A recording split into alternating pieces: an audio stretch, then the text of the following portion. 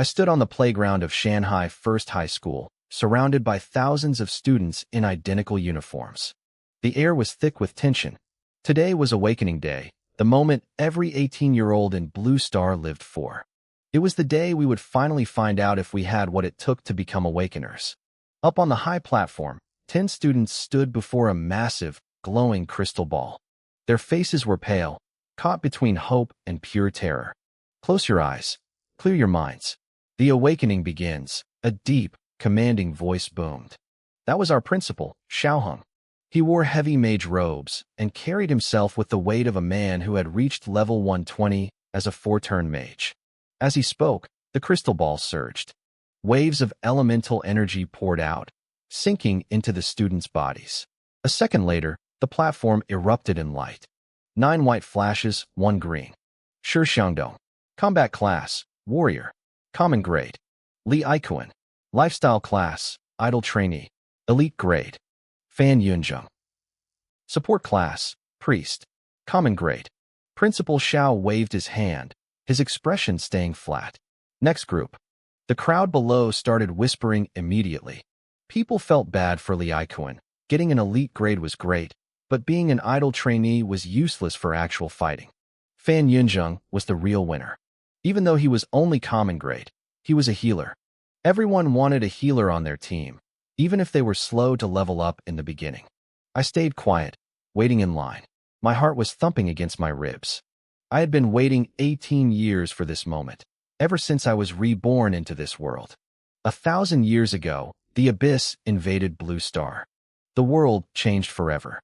Monsters roamed the streets, cities were leveled, and humanity nearly went extinct. But the invasion brought something else. The world expanded 100 times over, filled with treasures, dungeons, and secret realms. Everything became gamified. Now, at 18, we could awaken into professions, gain levels, and learn skills to fight back. Are you nervous? A soft, delicate hand slid into mine. I looked back and saw Lin Muxua. She was stunning, with eyes that seemed to hold a world of affection. She was the school beauty, the girl every guy dreamed about, and officially, she was my girlfriend. I was an orphan, but I had clawed my way to the top of the rankings at this school. Lin Muxua had started asking me for tutoring back in 10th grade, and we'd been inseparable ever since. We never officially announced anything, but everyone knew. I gave her a small, confident smile. What's there to be nervous about? Ugh, I can smell the romance from here. Think about us poor single dogs, will you? The voice belonged to Zhao Biao. He was a mountain of a man, nearly 7 feet tall and built like a tank. He was a perfect candidate for a frontline warrior. Like me, he grew up in the orphanage. He was the closest thing I had to a brother. Lin Muxua blushed and quickly let go of my hand. Get lost, Biao, I joked. Seriously though, Jiang Yuan, Zhao Biao asked, his grin fading slightly. What do you think we'll get? I'm not a prophet, Biao. How should I know? I paused, looking up at the stage. As long as it's not a lifestyle class, I'm happy. In this world, your class was everything. Combat classes like warriors, mages, and assassins were the heroes on the front lines. Support classes like priests and doctors were rare and highly valued. But lifestyle classes? Painters, singers, blacksmiths, they were the bottom of the barrel. Unless you were a top-tier alchemist or artificer, you had zero status. The stats were grim. Over 50% of people ended up as lifestyle workers. 40% became combatants. Less than 10% ever awakened as support. You two are the smartest kids in school, Zhao Biao said. I bet you'll get something legendary. Me? I just want to be a warrior. Classes had tiers, too. White was common, green was elite. Above those were blue rare, purple epic, golden legendary, and the mythical rainbow mythic.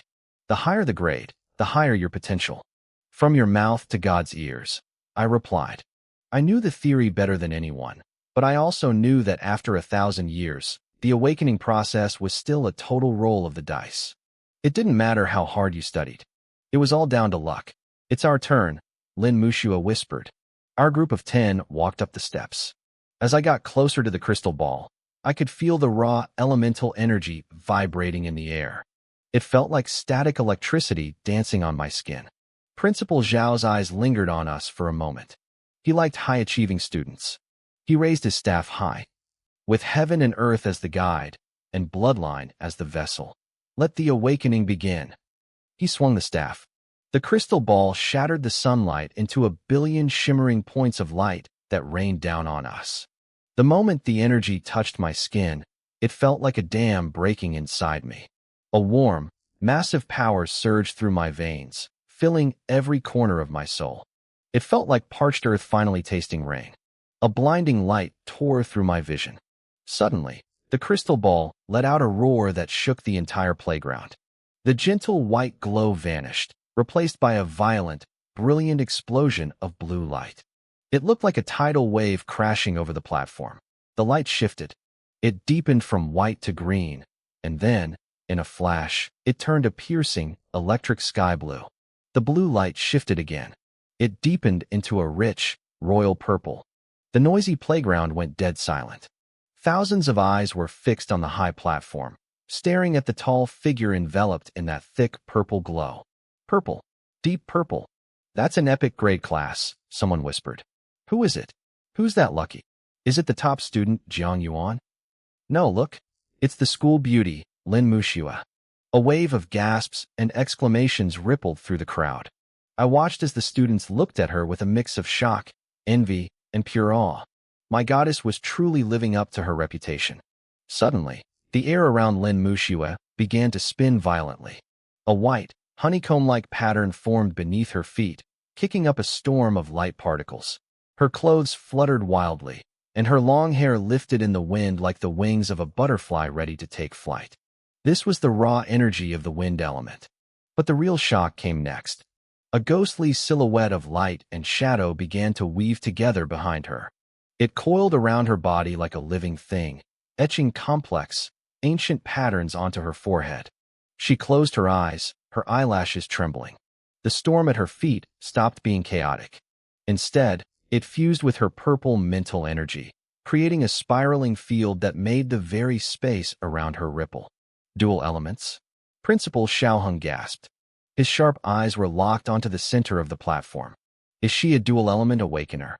The crystal ball's energy suddenly contracted, surging into Lin Muxue's body with terrifying force. The other 9 of us on stage felt like flickering candles next to a bonfire. Our energy combined wasn't even a tenth of hers. Huge wings erupted from her back.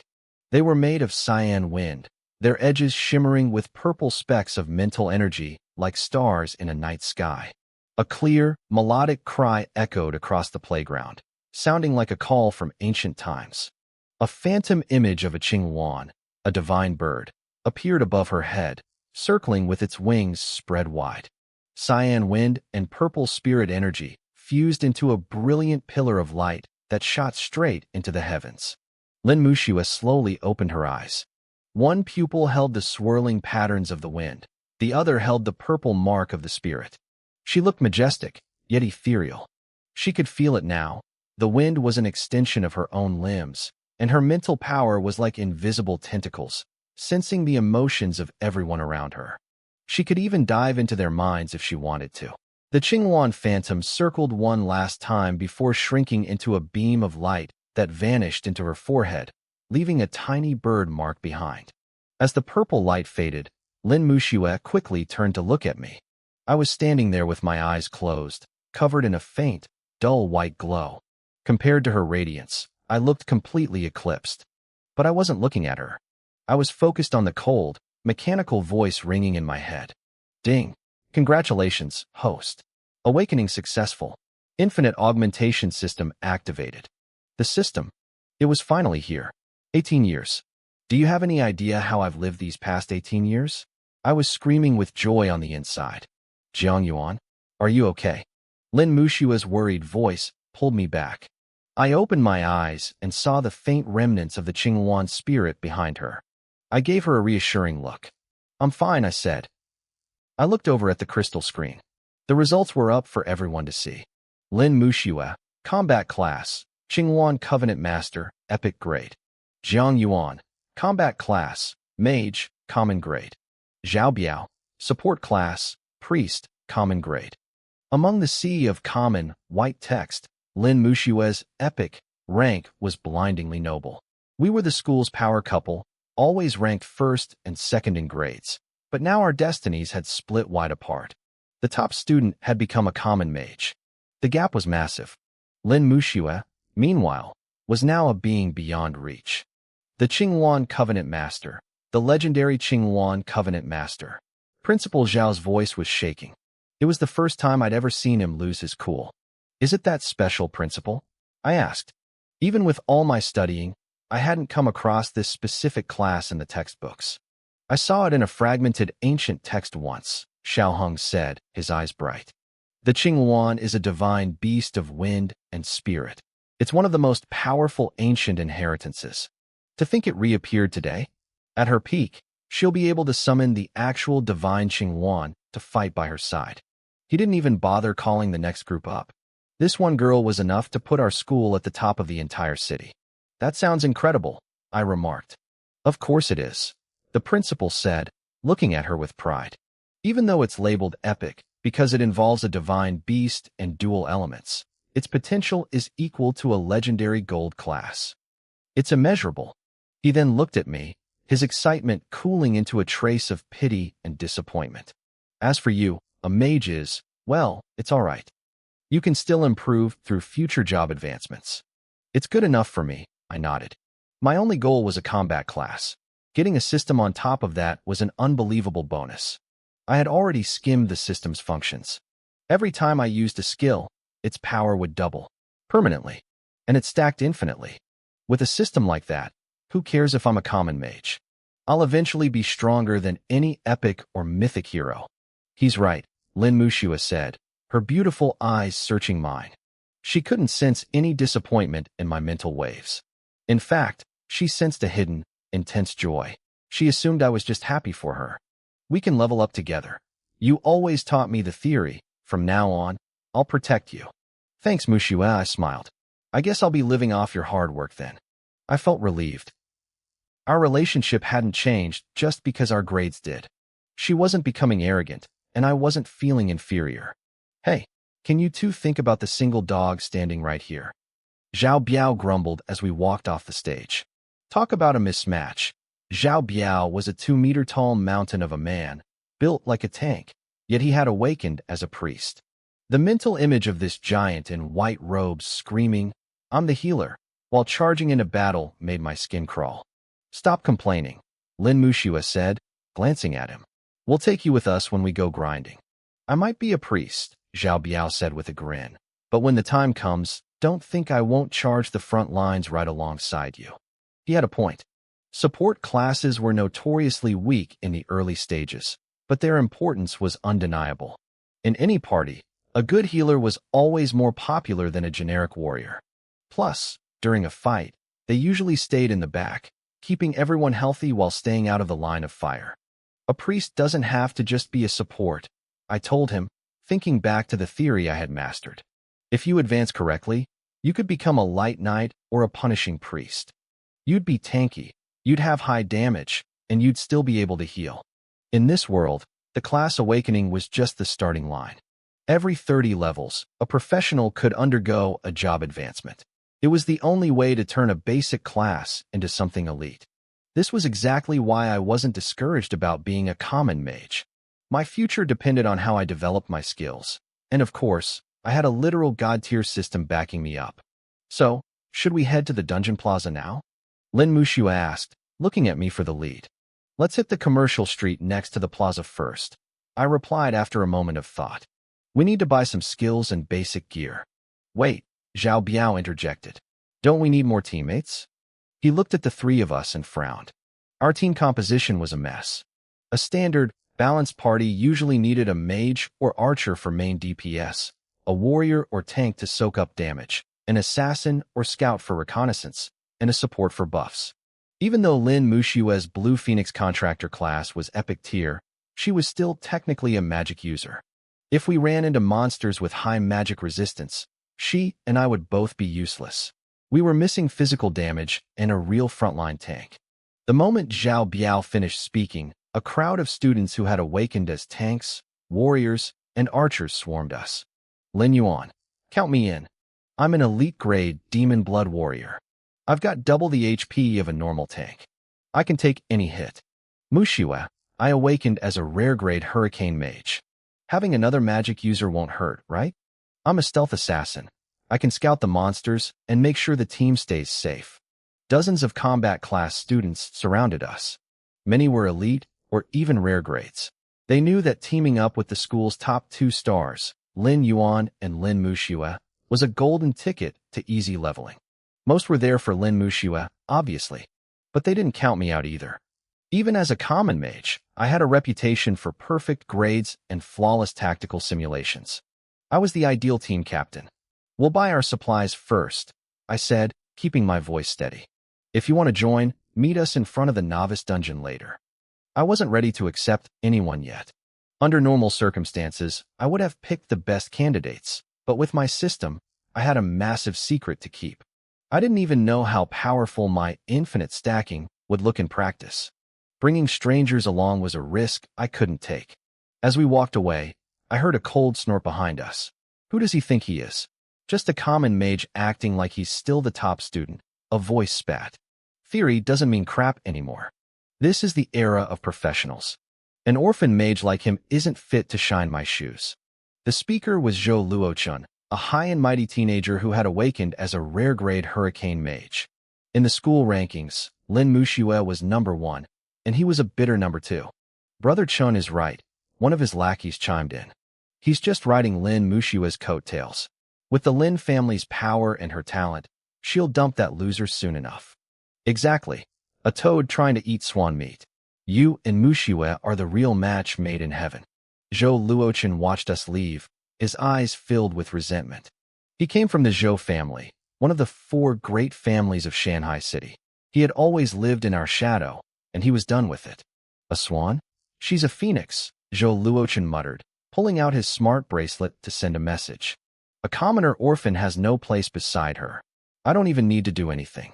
Her family will tear them apart for me. He smirked. He would wait for them to break up, then step in to claim Lin Mushiwa. As for me, he figured a few accidents would be enough to make a common mage disappear forever. I didn't care about the gossip. My mind was focused on the system interface floating in my vision. Asterisk infinite augmentation system. Every time a skill is used, its power increases by 100% permanently. No upper limit. Every 10 uses, power increases by 10x and unlocks a special effect. Further milestones at 100x, 1000x, and 10,000x. Asterisk. I realized the strategy immediately. To maximize this, I couldn't use high-level, long cooldown spells.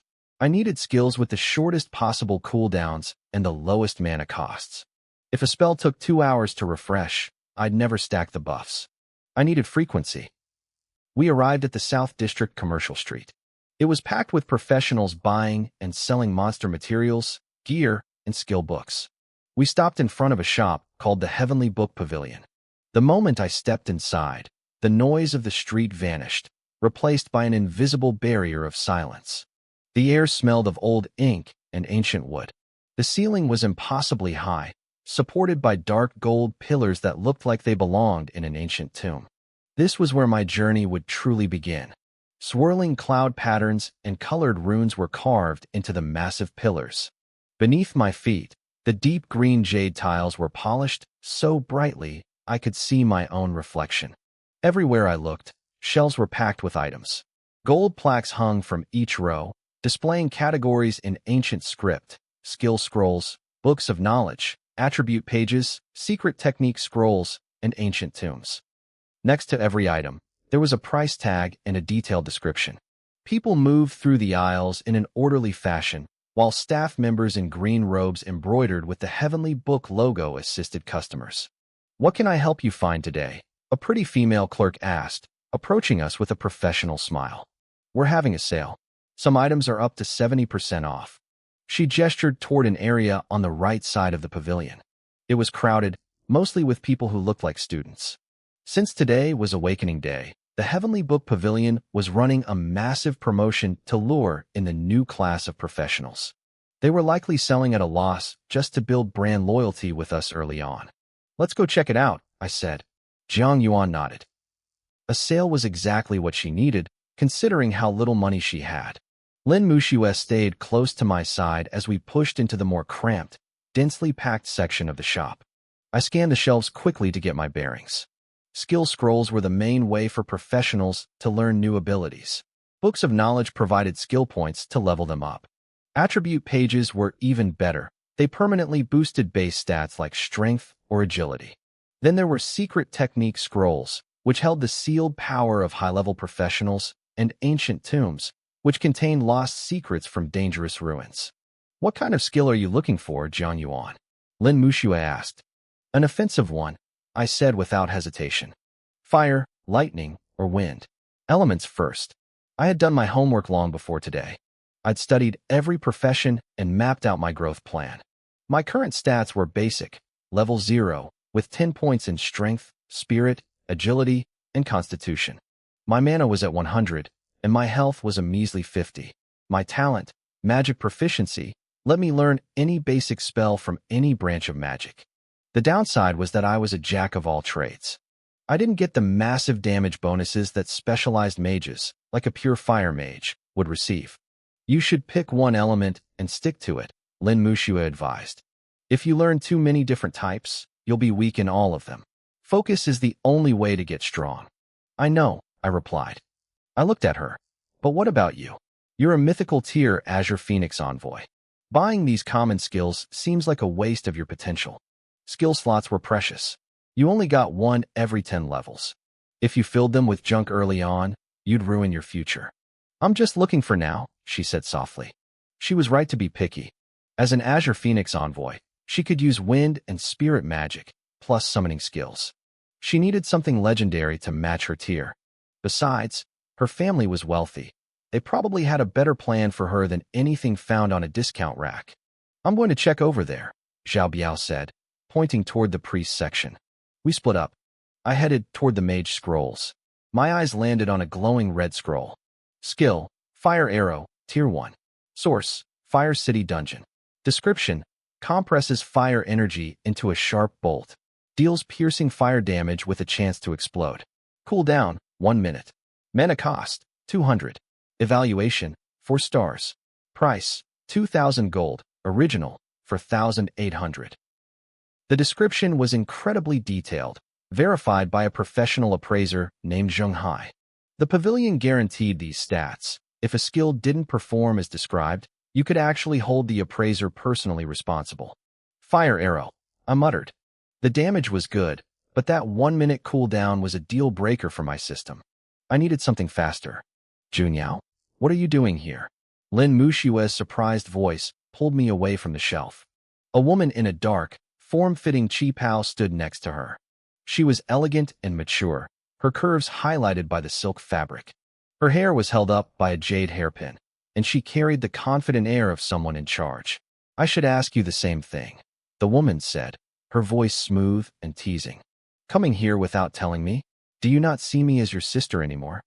Her eyes, sharp and playful, shifted from Lin Muxue to me. And who is this? Your little boyfriend? He's quite handsome. It's not like that. Lin Muxue blushed instantly. She turned to me, flustered. Jiang Yuan, this is Si Junyao. She's the manager of this branch of the Heavenly Book Pavilion. The Heavenly Book Pavilion was more than just a store. It was a global powerhouse, a super organization spanning multiple countries. Even here in Shanghai City, this single branch held massive influence. They dominated the skill scroll market, controlling over 90% of the trade. The branch manager was a figure so powerful that even the city lord treated them like royalty. I looked at Si Junyao, realizing her relationship with Lin Muxue was deeper than I thought. If Lin Muxue was a budding white peony, Si Junyao was a mature, blooming red rose. She was striking, especially with her confident posture and commanding presence.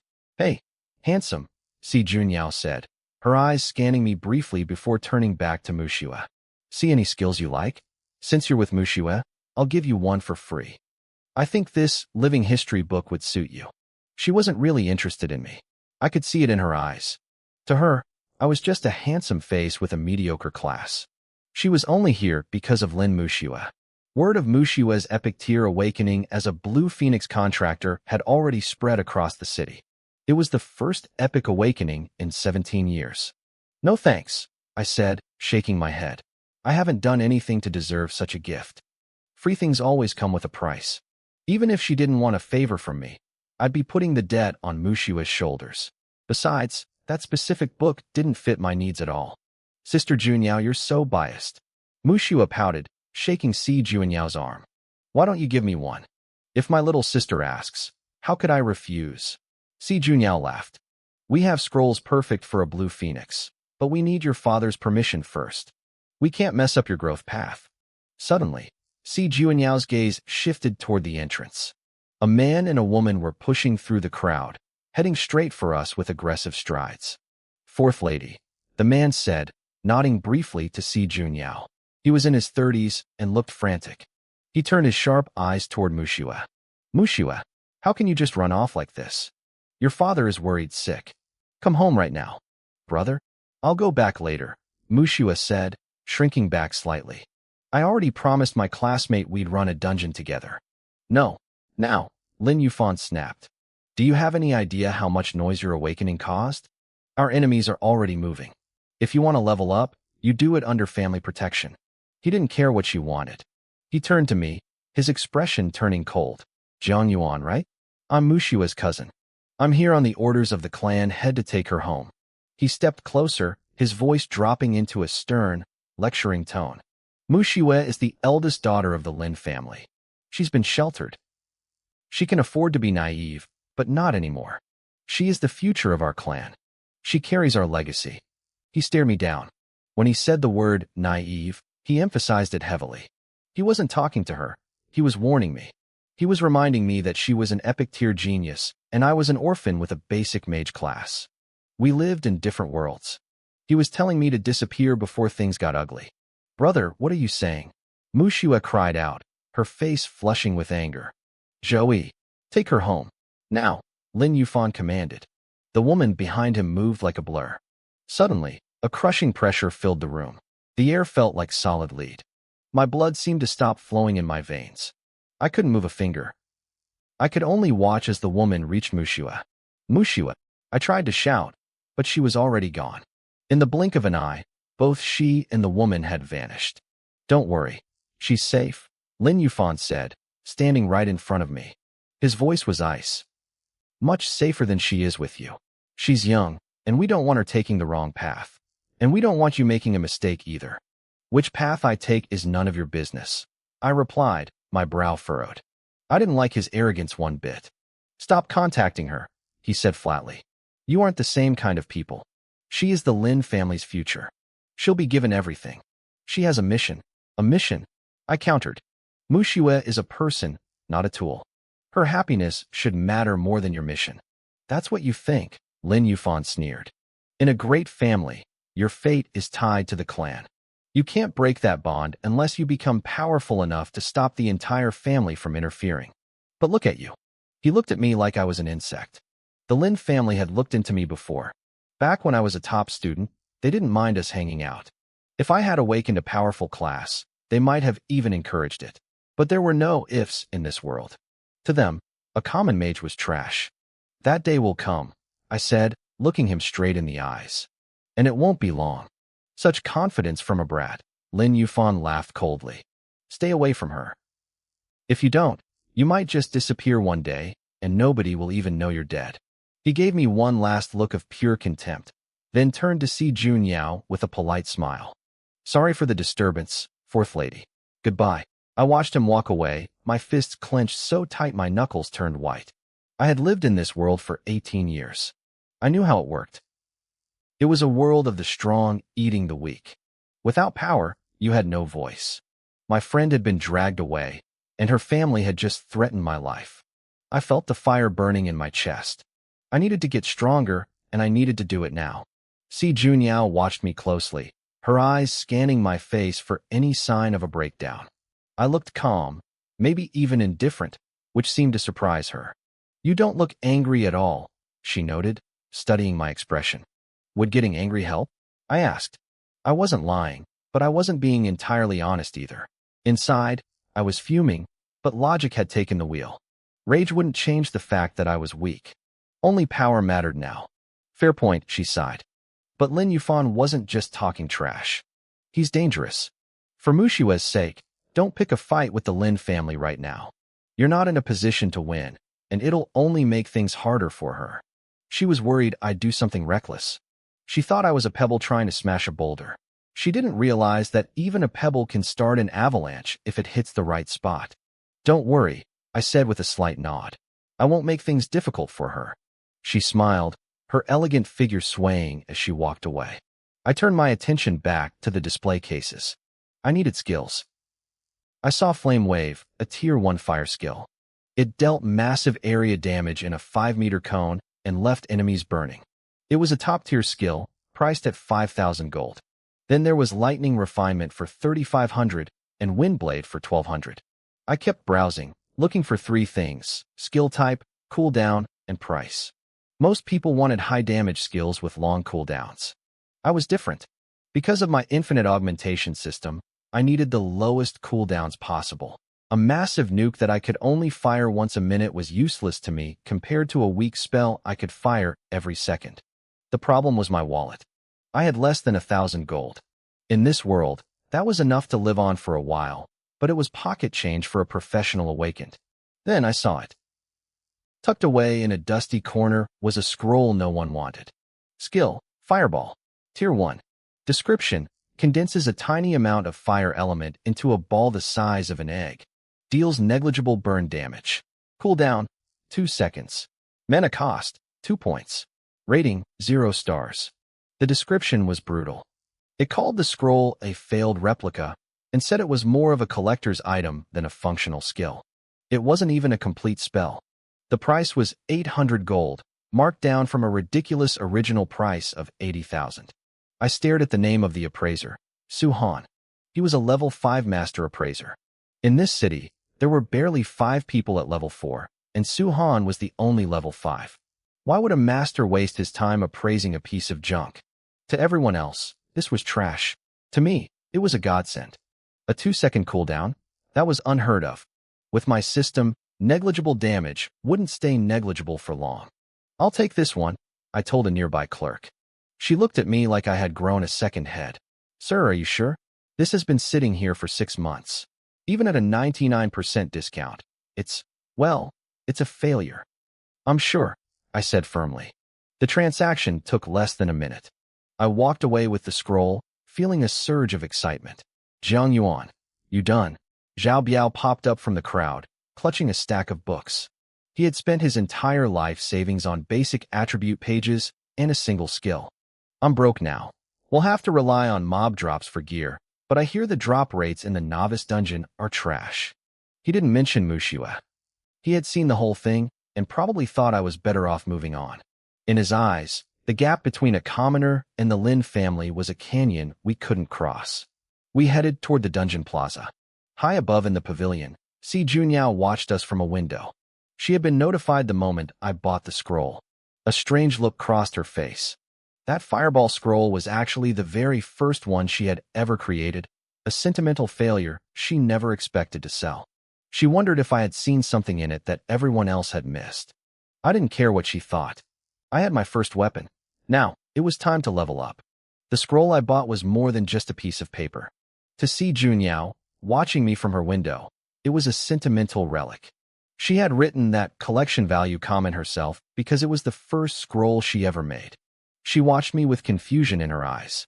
There was no way I actually planned to use that fireball skill as my primary attack, right? To her, I didn't seem like the type of idiot who would make such a basic mistake. I didn't care about her doubts. Zhao Biao and I arrived at the dungeon plaza, and the place was pure chaos. It looked and sounded like a crowded wet market. Vendors were everywhere, screaming at the top of their lungs. Tiger's Soul Heart, freshly dropped. Only 700 gold. Health and mana potions on sale. Buy now or regret it later. Need a healer for Shadowwind Valley. Level 60 minimum. Fast runs, loot based on contribution. Looking for a rank 2 tank. Must have full defensive gear. Ever since the Abyss invaded reality, the world had changed. Special zones appeared everywhere. Dungeons, secret realms, wilderness, ruins, and the Abyss itself. Dungeons were unique. They were fragments of history or specific areas frozen in time by the laws of the world. No matter how much damage you caused inside, they reset to their original state after a while. You could run them as many times as you wanted, though the rewards dropped significantly after the first clear. In a city like Shanghai, the powerful families and guilds controlled everything. They had literally moved stable dungeons into the city limits to keep them safe. But safety came at a price. Entering a dungeon required an expensive ticket, and the controlling factions usually had the right of first refusal on any rare loot you found. They took the lion's share of the profits while we took the crumbs. The only upside for a rookie like me was the low mortality rate. Most of these places had been cleared so many times that you could buy a step-by-step guide on how to survive. We reached the teleportation gates for the novice dungeons. Groups of students from Shanghai High were already huddling together, forming teams. I recognized a few faces from class. "We should probably find a team," Zhao Biao said, looking at me for guidance. "Hey Zhao Biao, want to join us? We need a healer." A boy named Luo Heng walked over, holding a Magitech rifle. He had a team of 4 behind him. They weren't like us. They were already decked out in basic gear, white and green tier items that boosted their stats. Zhao Biao and I were still wearing our faded school uniforms, which provided 0 protection. Zhao Biao looked tempted. Back at school, people only asked us to team up because of Mushua. Now that she was gone, a basic mage and a basic priest weren't exactly high-demand recruits. "Who's in your group?" Zhao Biao asked. "We've got a Thundercaster, a Wind Hunter, and a Berserker," Luo Heng said confidently. "I'm a Blast Gunner. We're all elite-tier classes with full gear. We'll breeze through the dungeon. We just need a healer to top us off." It was a strong team. Rare and epic classes were 1 in a million, so an all-elite team was top tier for students. "Can Jiang Yuan join too?" Zhao Biao asked, hesitating. Novice dungeons didn't have a strict player limit, but 5 was the sweet spot. Any more than that, and the experience points got spread too thin. The loot drops became a nightmare to divide. Luo Heng looked at me with a polite, apologetic smile. "Sorry, Jiang Yuan. We already have a magic DPS slot filled. We really just need the healer. Honestly, with our setup, we'll be fine, but a priest just makes it safer." He knew I was a top student, but in this world, grades didn't matter as much as your class tier. "It's fine," I said, waving it off. "Go with them, Zhao Biao." I was actually relieved. With my system, I didn't want anyone watching me. Even someone as close as Zhao Biao would eventually start asking questions I couldn't answer. "No way," Zhao Biao snapped. "We'll find another group." "Don't be stupid," I said, grabbing his arm. "Healers have a hard time leveling up early on. You're team dependent. This is the best chance you've got." If he wasn't a priest, they wouldn't have looked at him twice. Elite classes usually look down on common ones. After a bit more convincing, Zhao Biao finally gave in and joined Luo Heng's squad. I watched them disappear through the dungeon gate. I was alone now, exactly how I wanted it. I walked over to a nearby stall and spent my remaining gold on basic supplies. I bought a few iron flasks for health and some mana potions, the standard reds and blues. Then, I walked up to the dungeon guard and showed him my student ID. "Just you?" the guard asked, checking my credentials. "Just me," I replied. Novice dungeons only go up to level 10, but they're still dangerous for a fresh awakening, he warned, his voice flat. "You sure you don't want a team?" "I'm sure." "Fine. Here's your pass. It's valid for 10 days. You have unlimited access to the 5 novice dungeons during that time. You can teleport out whenever you finish, or if you get into trouble, activate the pass. It takes 5 seconds to warp you out, so make sure you aren't being hit during the countdown." I thanked him and took the pass. I stepped toward the shimmering portal, and 5 names appeared in my vision. Shadowhunter Valley, ruins of the uncontrolled city, the machine graveyard, the lava lands, the pure land mine. I took a deep breath and made my choice. It was time to see what a 1 silver fireball could really do. I knew plenty about the novice dungeons. The first one was discovered 500 years ago, around the same time Shanghai City was built. Over the centuries, every detail of these places had been mapped out. You could find complete walkthroughs online with a simple search. I scanned the list and made my choice, the machine graveyard. A low hum filled my ears. My head spun for a second as the world blurred, and then I was there. I stood on a pile of jagged metal wreckage under a sky choked with thick, glowing energy fog. The air tasted like rust and old oil. Beneath my boots, skeletal mechanical limbs groaned and scraped, making a sharp, grating sound with every step I took. According to the guides, this place was a failed experimental site from a forgotten high-tech era. It was a wasteland of haywire machinery and leaking energy. The monsters here were born from that radiation, constantly pulling scrap metal together to form new, twisted shapes. It looked a lot like the ruins of old Earth from 1,000 years ago. It was a grim reminder. If we couldn't stop the abyss, our world would end up just like this, a pile of smoking scrap. A harsh metallic scraping cut through my thoughts. To my left, the wreckage of a mechanical dog twitched to life. It was built from tarnished brass, with a heavy boiler humming in its chest. Its eyes were red sensors that flickered as they scanned the area. They locked onto me. A status window popped up. This was a perk of novice dungeons. In the wild or higher level zones, you needed a specific scouting skill to see this data. Name, Mechanical Hound. Race, Machine. Level, 1. Attack, 16. Defense, 33. Health, 250. Talent, Self-Repair. Skill, Cruise Hunt. The hound lunged. I didn't panic. I raised my hand and fired a fireball. A small streak of red light, about the size of an egg, sliced through the air and slammed into the hound's chest. There was a hiss. The hound didn't even flinch. I checked its health. 249. It had taken exactly 1 point of damage. The heat from my spell was actually lower than the temperature of the boiler inside its chest. At this rate, I'd need 250 shots to kill one basic mob. The hound's sensors blinked rapidly. It almost felt like it was mocking me. These things were common here because they were fast and had high physical defense. Their only weakness was a total lack of magic resistance, but my failure of a spell was too weak to exploit it. I didn't let it get to me. I expected this. A chime rang in my head. Ding. Fireball used. Skill power doubled. Current multiplier, 2x. I threw another one. This fireball was noticeably larger. It hit the hound with a dull thud. 2 seconds later, I launched a third. Ding. Current multiplier, 3x. Ding. Current multiplier, 4x. The notifications started stacking fast. By the time I reached the 10th cast, the system voice changed. Ding. Fireball multiplier has reached 10x. New effect unlocked. 9-star Lotus. The system informed me I could toggle these effects whenever I wanted. I didn't wait. I focused my mana. The fire element in my palm went wild, turning a deep, angry orange. The glow reflected off my face as 9 fireballs, each the size of a soccer ball, manifested in the air. I released them. They flew in a perfect line, one after another. They slammed into the hound in a brutal sequence. The heat was immense. The flames crawled into the hound's internal pipes, turning the brass casing glowing red in seconds. The machine let out a shrill, screeching wail of escaping steam before collapsing into a heap of charred, smoking junk. 10 times the power. Even a top-tier first-turn spell wouldn't be this strong. Ding. Killed level 1 mechanical hound. Gained 10 EXP, 1 skill EXP, and brass scraps. Ding. You have leveled up to level 1. All attributes increased by 10. Gained 10 free attribute points. Warmth flooded my body. Leveling up felt incredible.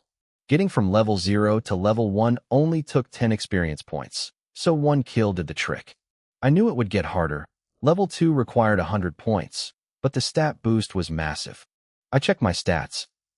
Every attribute was at 20 now.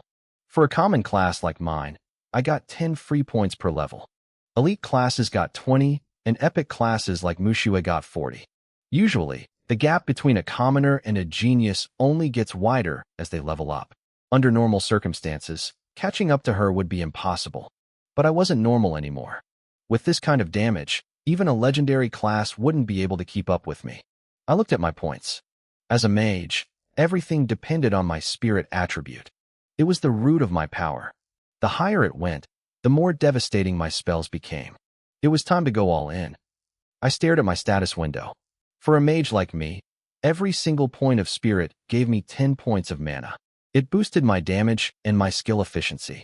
If I wasted points on Constitution, I'd only get 5 measly health points. I wasn't a tank. They got 20 health points for that same investment. If I put points into agility, I'd only get 5 points of speed, while an assassin or archer would get double that. The gap between classes was brutal. As I leveled up, that divide would only grow. That's why I didn't hesitate. I dumped every single free attribute point into Spirit. It was about efficiency. If I needed defense later, I'd learn an earth or metal shield spell. If I was too slow, I'd find a wind spell. If my health was too low, I'd hunt for a skill that converted mana into a shield. All of those spells relied on Spirit. The higher my Spirit, the thicker my shields, and the faster my movement spells. Putting points anywhere else was just stupid. I didn't want to end up as a mage who couldn't deal damage, a tank who couldn't take a hit, and a runner who was slower than an archer. I chose my path. I pushed all 10 points into Spirit, bringing it to 30. My fireball damage tripled instantly. Creak. The sound of grinding metal echoed across the wasteland. Dark, mechanical tentacles burst from the cracks in the ground. Dozens of glowing red eyes flickered to life in the shadows. The noise from my last fight had woken the graveyard. A tide of brass-clad mechanical hounds surged toward me like a metallic wave. They were only level 1 and 2, but the sheer number of them was suffocating. Any other student team would have turned and run. Perfect timing, I muttered. You guys look hungry for some heat. I thrust my right hand forward. Fire elements converged in my palm, deepening from a bright orange to a heavy, molten crimson. It looked like a chunk of white-hot iron pulled straight from a forge. 9 basketball-sized fireballs shrieked through the air, trailing plumes of intense heat. They slammed into the lead hounds with a series of muffled explosions, melting brass chassis into puddles of slag instantly. More hounds rushed in. I didn't stop. I threw fireballs like they cost me nothing. If anyone had been watching, their jaws would have hit the floor. A level 1 common mage shouldn't be able to spam high-intensity spells like this. But for me, each cast only took 2 seconds and cost a measly 2 mana points. With a mana pool of 300, I could do this 150 times before breaking a sweat. The graveyard turned into a slaughterhouse of sparks and flames. Ding. Killed level 1 mechanical hound. Gained 9 EXP, 1 skill EXP. Ding. Killed level 2 mechanical hound. Gained 35 EXP, 1 skill EXP. Ding. Killed level 6 mechanical hound. Gained 180 EXP, 1 skill EXP. Dropped mechanical equipment. The notifications blurred together as the flames rose. Ding. Level up to level 3. All attributes plus 10. 10 free points gained. Ding. Level up to level 4. All attributes plus 10. 10 free points gained. I didn't even stop to breathe. I dumped all the new points into Spirit again. I glanced at the loot, a mechanical arm. It was unappraised, so I couldn't see the stats or wear it yet. I tossed it into my inventory. Every awakened had 100 slots for storage, and mine was starting to fill with scrap. I checked my system. My fireball was currently at a 35x amplification. The 9-star Lotus effect was strong, but I needed 65 more casts to hit the 100x threshold. I looked ahead. The metal ruins were gone, replaced by a sea of fire and charred wreckage. I started walking deeper into the core of the graveyard, casting fireballs into the smoke just to keep the count rising. I came here for a reason. I needed the ultimate effect. Meanwhile, in another part of the graveyard, things weren't going so well. I can't hold them. Heal me, Zhao Yifeng screamed. He was a berserker, the only melee fighter in his team, and he was currently being swarmed by mechanical arms. His armor was dented, his body was covered in gashes, and his health was plummeting. His skills were still on a 50-second cooldown. Hold on, Zhao Biao shouted, rushing forward. I'll help you tank.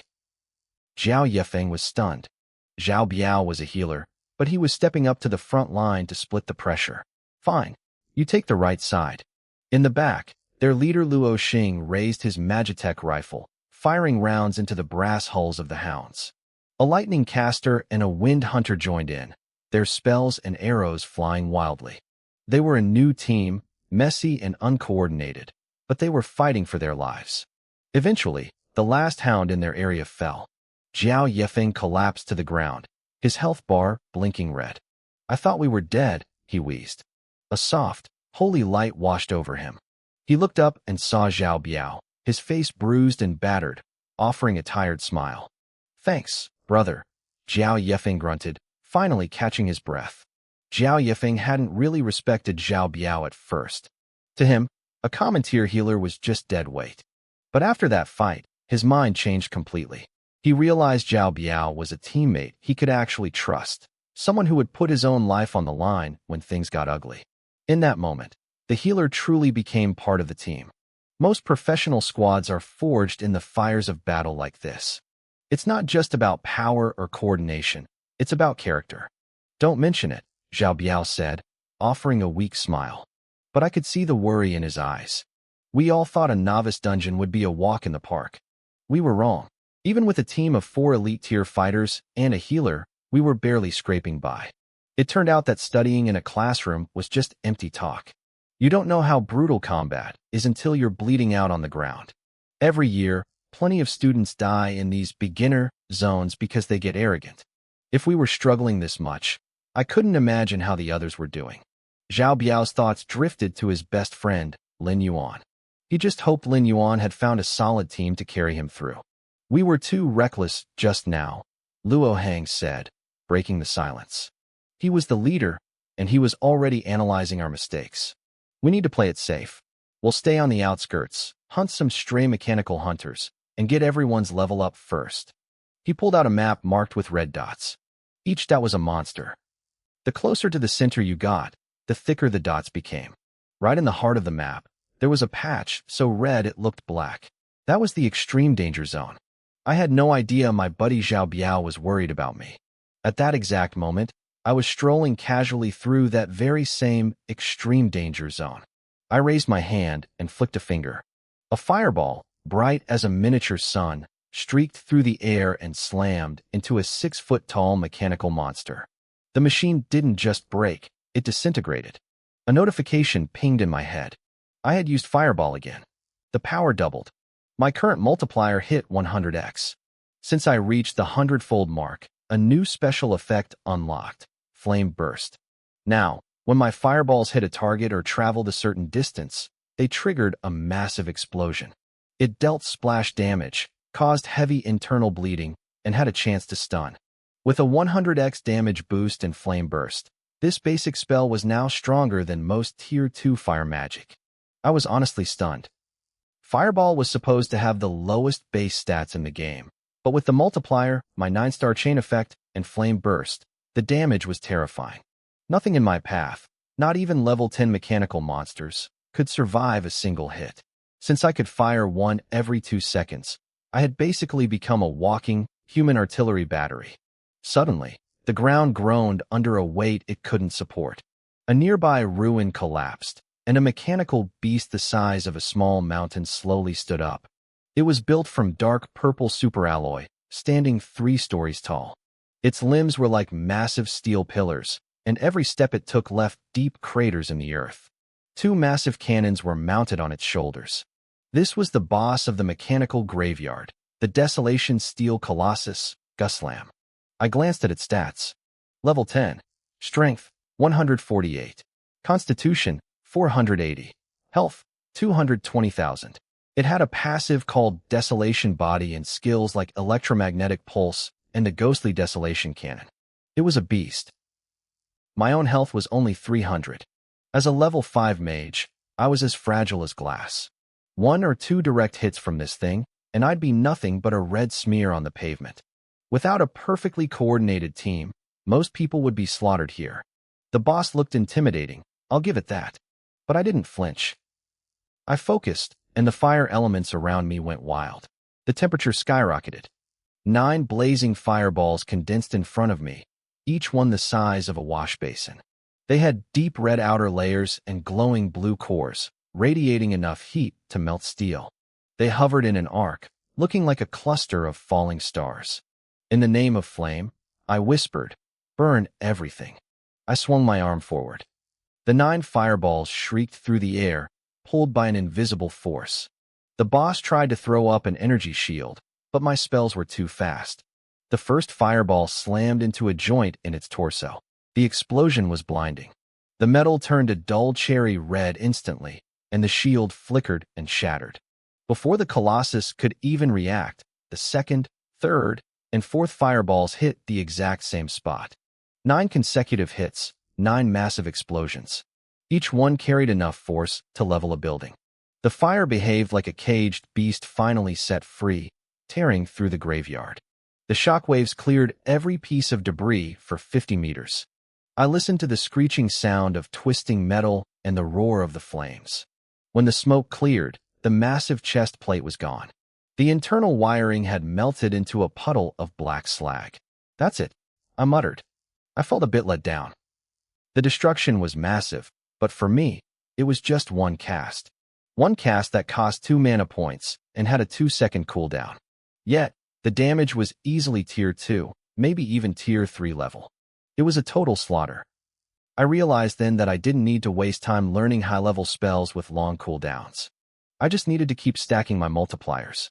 If I cast a basic spell enough times, it would eventually become stronger than a forbidden curse. Notifications started flooding my vision. I had killed the level 10 boss. I gained 5,000 experience points and 10 skill experience.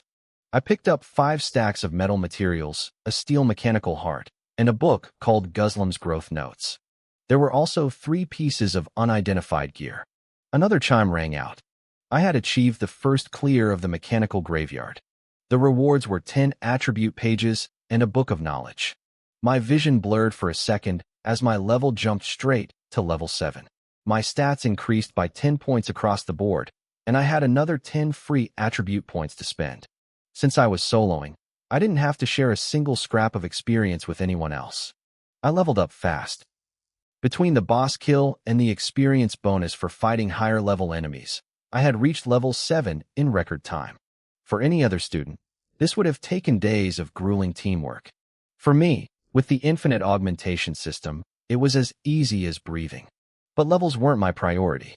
I didn't care about the numbers as much as I cared about the multipliers. I needed to stack my casts. Asterisk boom, boom, boom, asterisk.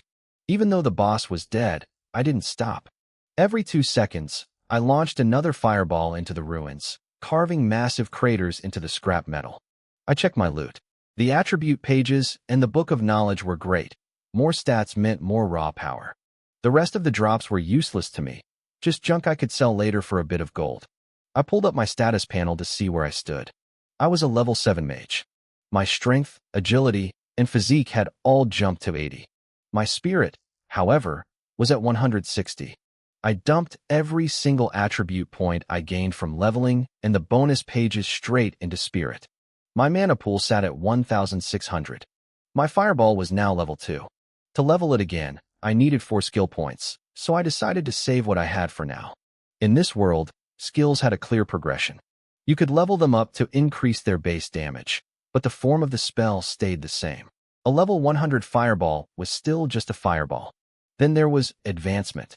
That was the real goal for most mages. A tier 1 fireball could evolve into a tier 2 burst, then a tier 3 flame feather, and eventually a tier 4 falling meteor. Advancing a skill meant it shared the same slot, allowing a powerful mage to master every form of a spell from tier 1 to tier 9. It sounded perfect, but the cost was staggering. You needed deep knowledge, rare skill scrolls, and massive financial backing. Only families like the Lins had the wealth to buy a complete set of advancement books for their heirs. I looked at my system and realized I was bypassing that entire struggle. My multipliers did the same thing as advancement, but better. A 10-fold 9-star chain, or a 100-fold flame burst, felt like high-tier magic, yet I was using a basic tier 1 spell. Other mages were restricted by their rank. A tier 1 mage could only learn tier 1 spells. But here I was, still in the novice stage, already wielding the power of a tier 3 spell. And I wasn't done. What happened when I hit 1,000-fold? 1,000,000-fold? A single fireball would eventually carry the weight of a forbidden curse. I felt a surge of heat in my chest. If I could fire a forbidden curse every 2 seconds, would Lin Yufan still dare to look down on me? Would the Lin family still try to keep Mushua away? They'd be begging me to take her. People talk about 30 years to settle a grudge. I didn't have 30 years. I didn't even need 30 days. At this rate, 3 days would be enough. Boom. Another 100-fold fireball rocked the graveyard. A notification flickered in front of my eyes. Asterisk dungeon cleared. Would you like to teleport out? Asterisk. No, I whispered. The dungeon was a closed space.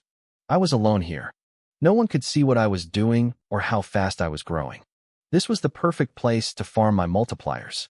Besides, I hadn't finished my real objective for choosing the mechanical graveyard. Deep beneath the scrap piles sat a hidden, fully functional mechanical factory. It was the source of every mechanical hound and monster in this zone. Most players killed the boss and left because destroying the factory provided almost no rewards. It was a waste of time. But I remembered a story from my studies. A team once stayed here for a month, killing over 10,000 mechanical monsters.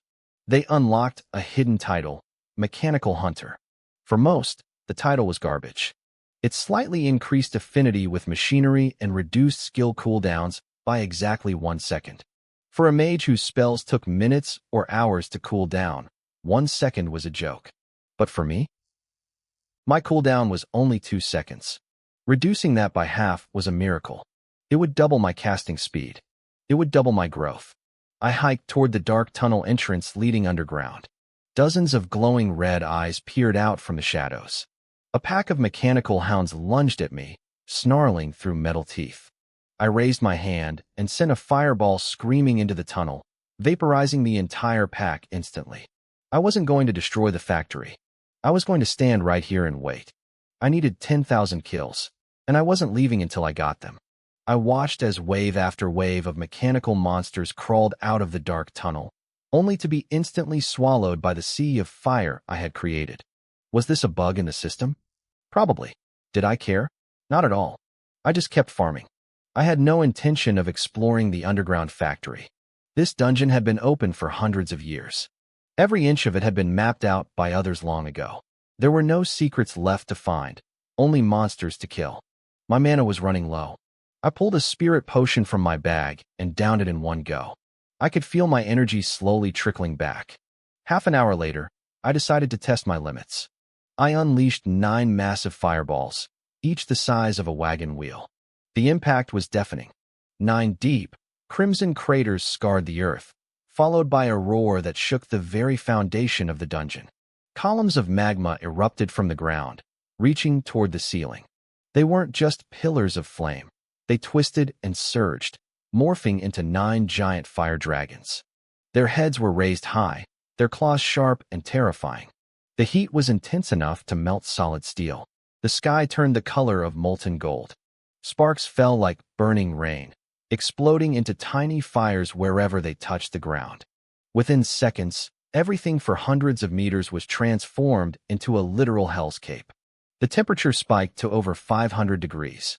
This was the power of a 1,000-fold multiplier. I called it the Magma Dragon Pillars. Even I was stunned by the destruction.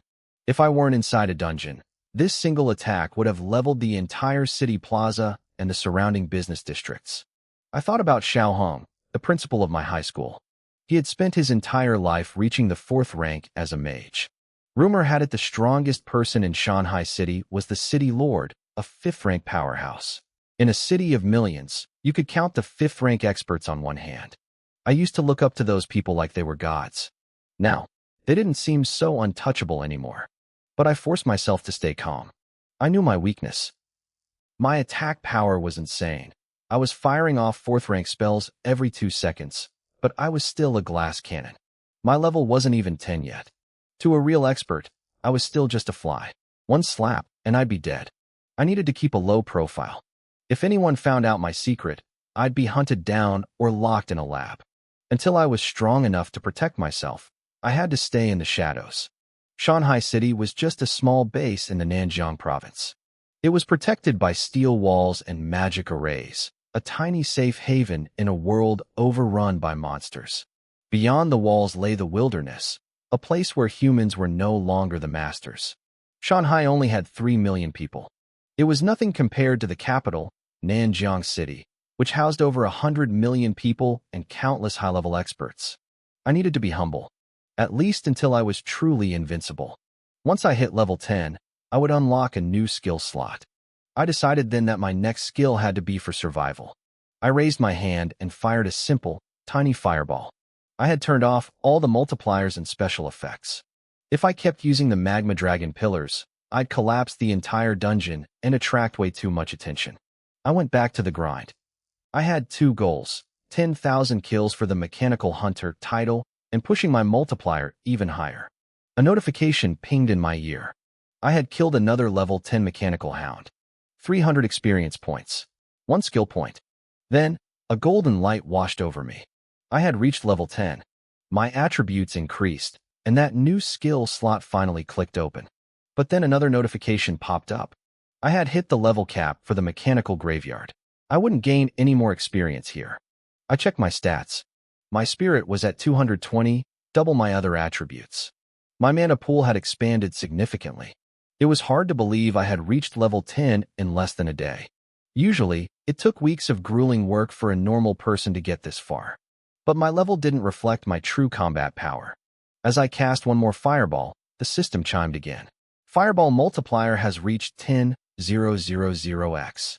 New effect unlocked. Heaven-burning meteor. I felt a surge of heat that made the previous spells feel like candles. I raised my hand, and the crimson glow in my palm didn't just burn, it shattered. A pillar of flame shot straight into the sky, warping the very air. The sky above me seemed to tear open.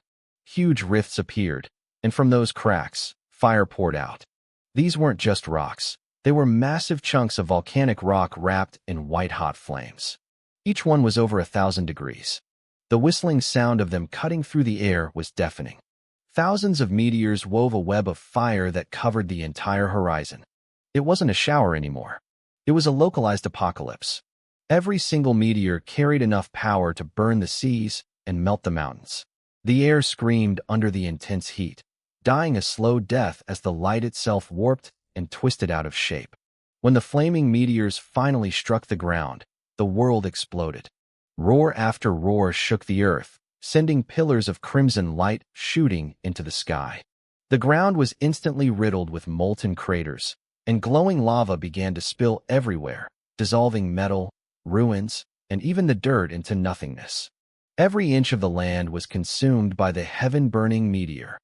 As far as I could see, there was only a sea of red fire. This rain of fire showed no mercy.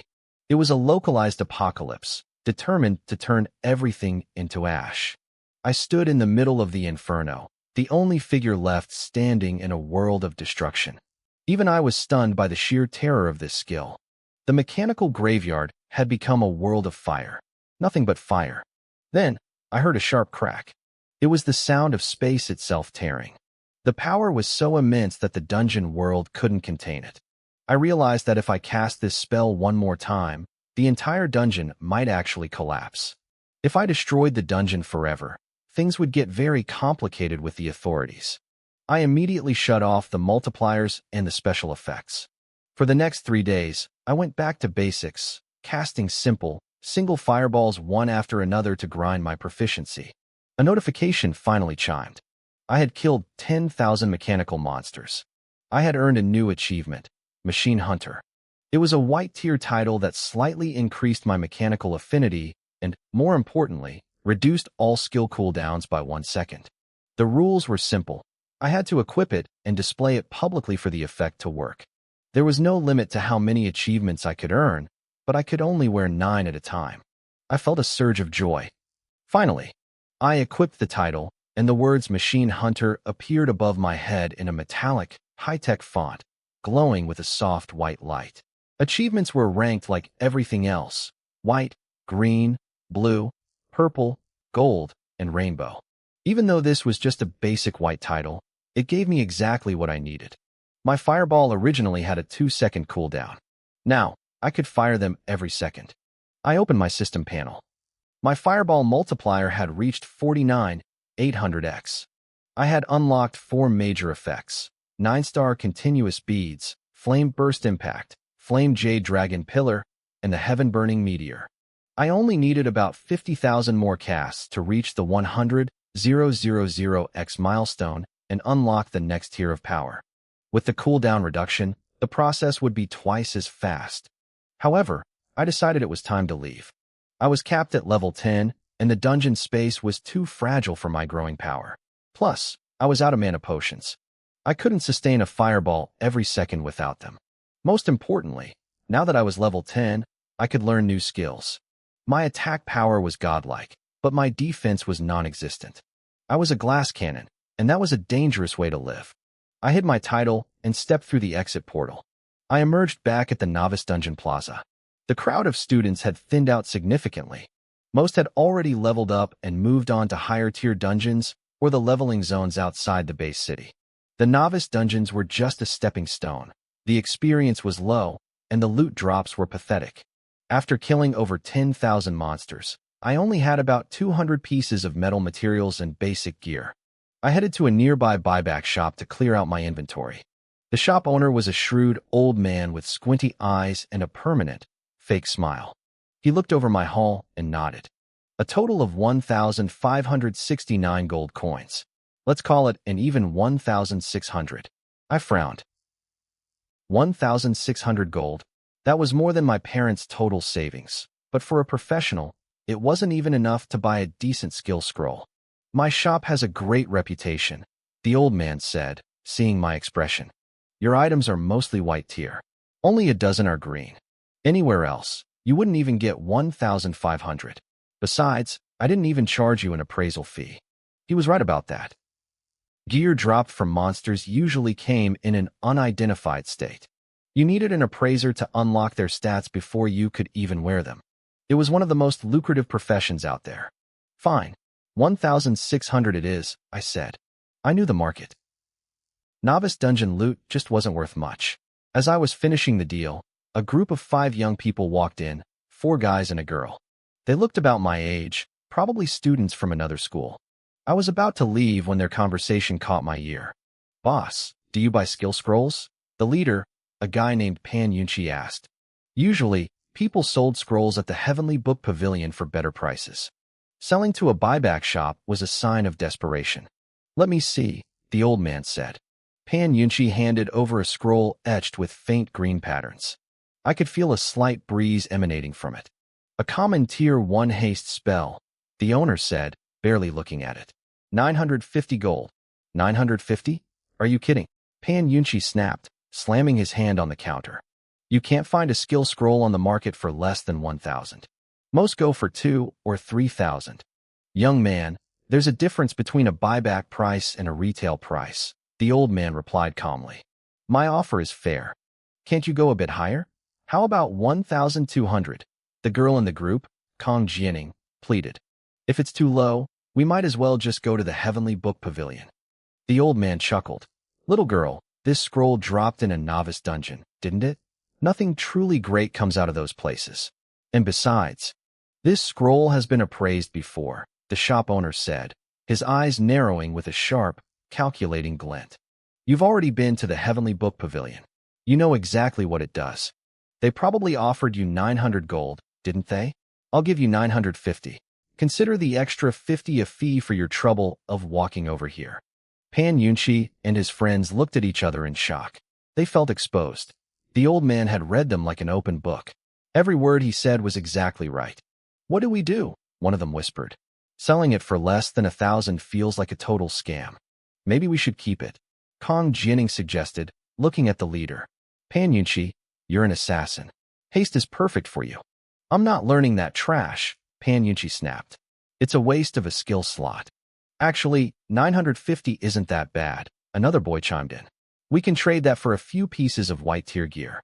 If we're going to level up in the wilderness, we need real equipment. It's way more dangerous out there than in the novice dungeons. I watched them huddle together, whispering frantically. My interest was piqued. In the eyes of these students, the skill was garbage. But for me, garbage was often gold in disguise. Still, I stayed quiet. This was the shop owner's territory, and it was bad form to jump in on a deal. The owner noticed me staring. Interested? Don't be. This skill is a dead end. Learning it takes up a slot that you could use for something actually useful. It's like tying your own hands. Most people wouldn't take it even if it were free. Then why buy it at all? I asked. For research. Or materials, he explained. A blank Tier 1 scroll is worth at least 1,000 gold. But once a trash skill is etched onto it, the value actually drops. It's a failed product. I nodded slowly. I remembered the fireball scroll I bought earlier. It had been made by a scroll master. That meant skills didn't just come from monster drops. People could actually create them. Is it hard to make skill books? I asked. My education had focused on combat classes, not specialized professions like scroll masters. If I could learn to make my own, I wouldn't be at the mercy of the market. Hard? It's nearly impossible, the owner laughed. He was an appraiser himself, so I trusted his word. Scroll masters are the elite of the elite. You have to be epic tier just to start. They can create, copy, improve, and even invent brand new skills. Every major power treats them like royalty. I was stunned. I thought back to the fireball scroll I possessed. Even if it was a failure, it had been evaluated by a level 5 appraiser. The collector's value was sky high. If I could find the person who made it, that connection alone would be worth a fortune. The owner continued, clearly enjoying the chance to show off his knowledge. You know how skill progression works, right? Collecting a full set of matching skills is a nightmare. If you're unlucky and miss that one crucial book, your skills might never evolve. That's where scroll masters come in. They fill the gaps. He looked at me with newfound respect. I was just a student who had recently awakened, yet I had walked in here with hundreds of materials from the machine graveyard. That didn't happen by accident. To him, I was either incredibly strong or incredibly well-connected. Either way, he wanted to stay on my good side. Boss, how about 1,000 gold? Pan Yunchi called out, stepping back to the counter. We already spent 100 gold on the appraisal fee at the pavilion. We're losing money here. 1,000 is fine. The owner agreed easily. But I keep the appraisal certificate. Pan Yunchi nodded, handed over the scroll and a stamped document from the Heavenly Book Pavilion, took his gold, and led his group out of the shop. The owner turned to me and slid the certificate across the counter. Read it for yourself. The document was official. It listed the skill, Haste, Tier 1. Origin, Shadow Hunter Valley. Description, feel the wind element to gain a very slight movement speed boost. Duration, 3 seconds. Cooldown, 8 seconds. Cost, 5 mana. The evaluation was brutal. 1 star. It said the boost was negligible and the duration was too short to be useful in real combat. It was labeled bottom tier among haste spells, with an estimated value between 800 and 1,200 gold. It was definitely trash. That's why Pan Yunchi sold it. Still want it? The owner asked, smiling.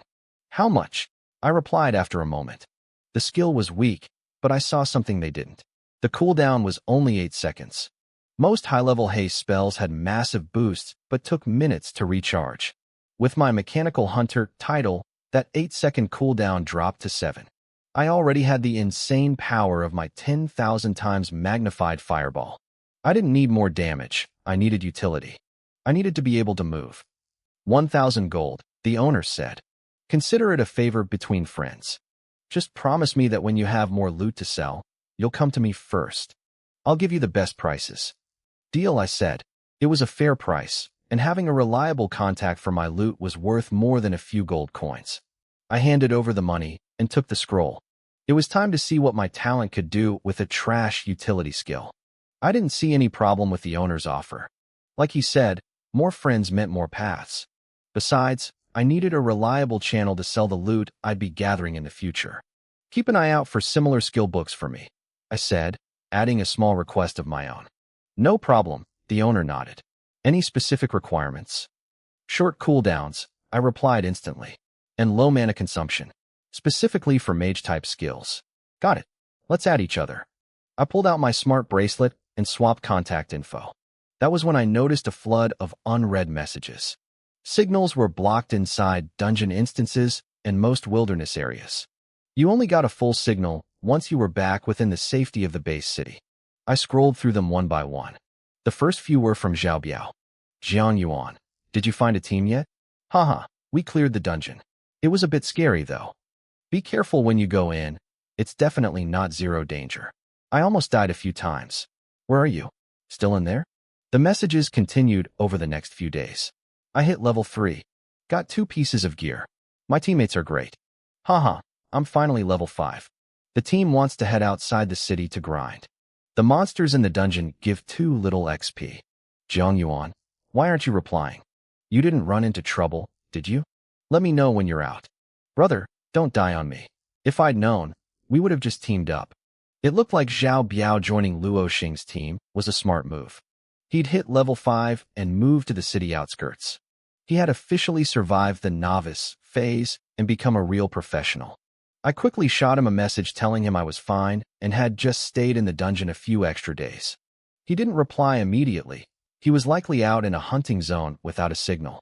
The rest of the messages, dozens of them, were from Lin Muxue. She started with a long apology for leaving without saying goodbye. She explained that because of her unique class, she had to follow her family's arrangements. Her elders had taken her from Shanghai City to Nanjia City, the provincial capital. Through family connections, she had been taken in as a student by a powerful mentor at Nanjia Academy and began receiving the Blue Phoenix inheritance. A day ago, she had reached level 10 under the protection of a guardian. She had already mastered 2 powerful skills related to her inheritance.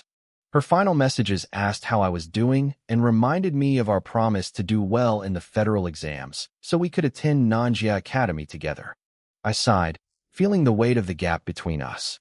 Was this the advantage of an epic tier class? Nanjia City wasn't just a capital, it was the largest city in the Southern Federation. Out of tens of thousands of universities, Nanjia Academy was one of the elite Big 5. Only the absolute top geniuses could get in. In Shanghai City, you could count the number of students who made it there each year on 2 hands. Lin Muxue was already a student of a mentor there. She had essentially secured her spot. She had truly become a phoenix soaring in the sky, suddenly out of reach. To anyone else, a common mage like me had no chance. Even if I leveled up, her growth speed would always be faster. If I didn't have my system, I probably would have felt inferior.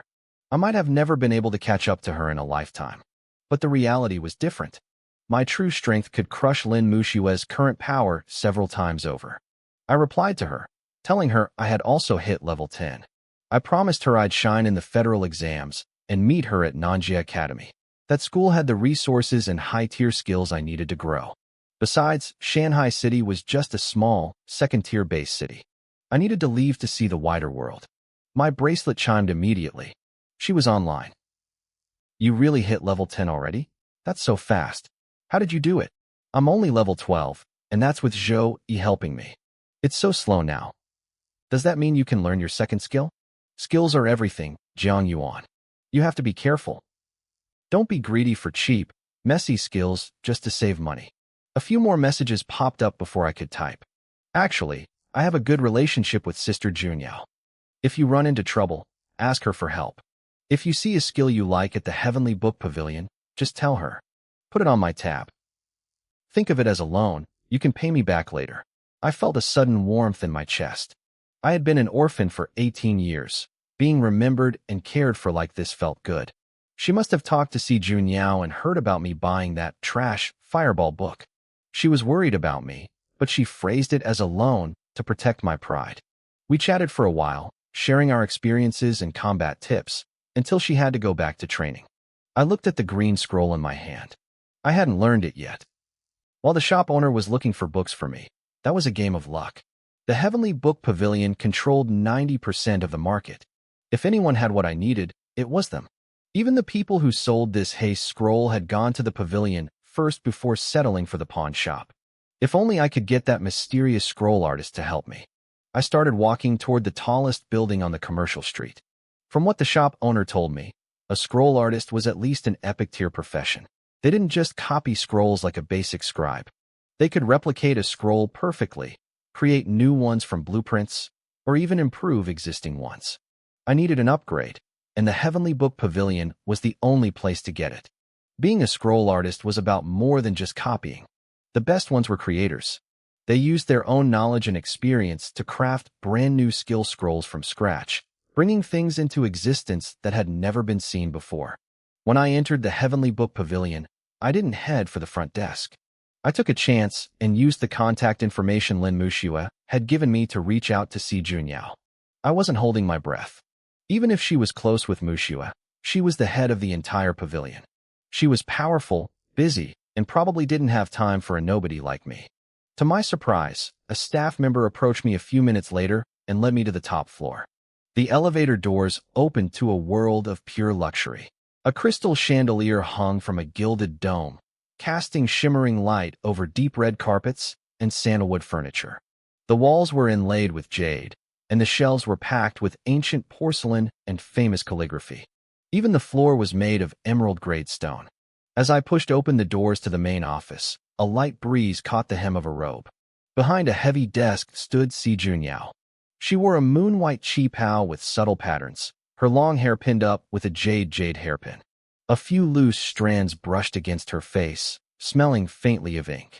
She looked elegant, calm, and completely in control.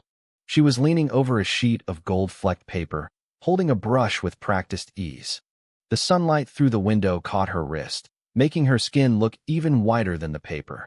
The luxury of the room felt loud, but the moment she looked up, everything else seemed to fade into a quiet, beautiful painting. I caught my breath, afraid to move and break the moment. Suddenly, the image of that mysterious scroll artist flashed in my mind. The profile, the grace, it all overlapped perfectly with the woman standing in front of me. "You're here." Si Junyao set the brush down. Her voice was clear and calm, but there was a sharp, distant edge to it. She hadn't refused my visit, but I knew it wasn't because she cared about me. She was doing this for Mushua. "Miss Si Junyao, sorry for the intrusion," I said. I had a theory, but I kept it to myself for now. "It's fine," she replied. "I promised Mushua I'd help you. She's been taken in as a student by a mentor at Nanjiang Academy, someone from my own family, actually. Which skill book did you have your eye on? I'll have someone bring it to you immediately." Her aura was overwhelming. She was beautiful, but she was also a shark. Even her casual talk felt like a warning. She was making it clear that we were in different worlds. She was helping me because of Mushua, and she was only going to do it once.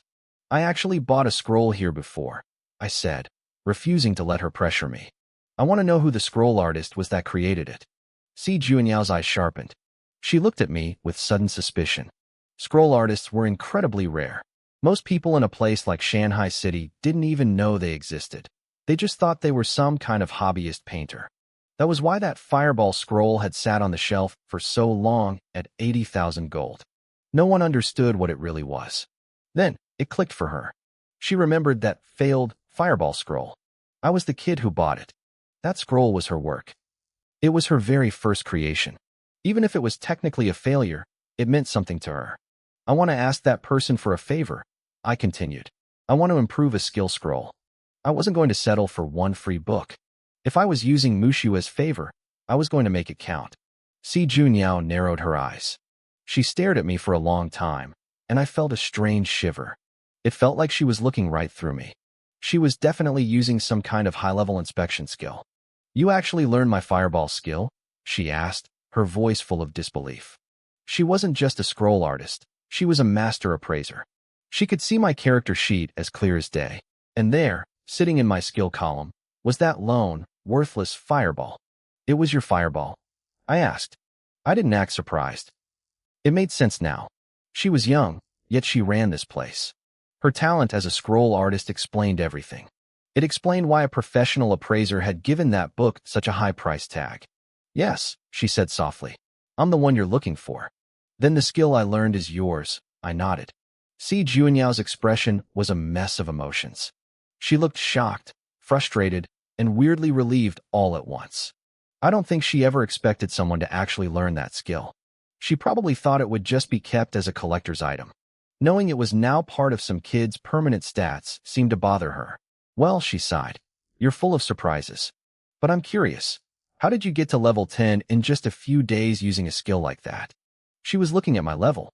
With our power gap, my stats were an open book to her. Luckily, the system was invisible.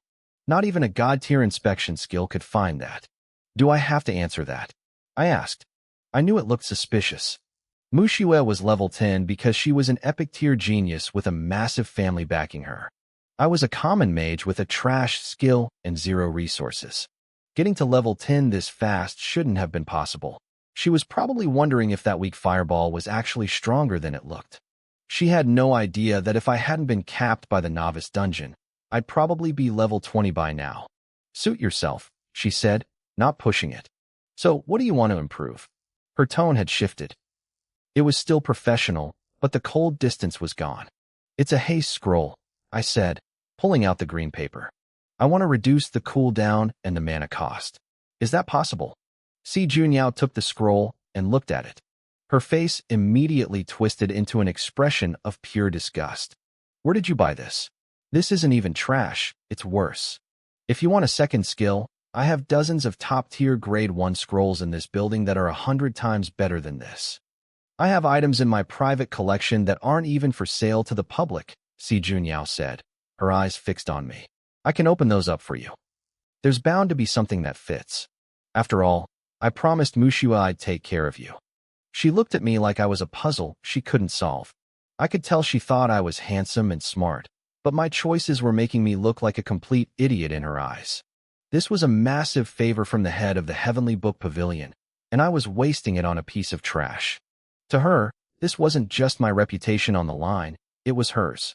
No need, I said, shaking my head.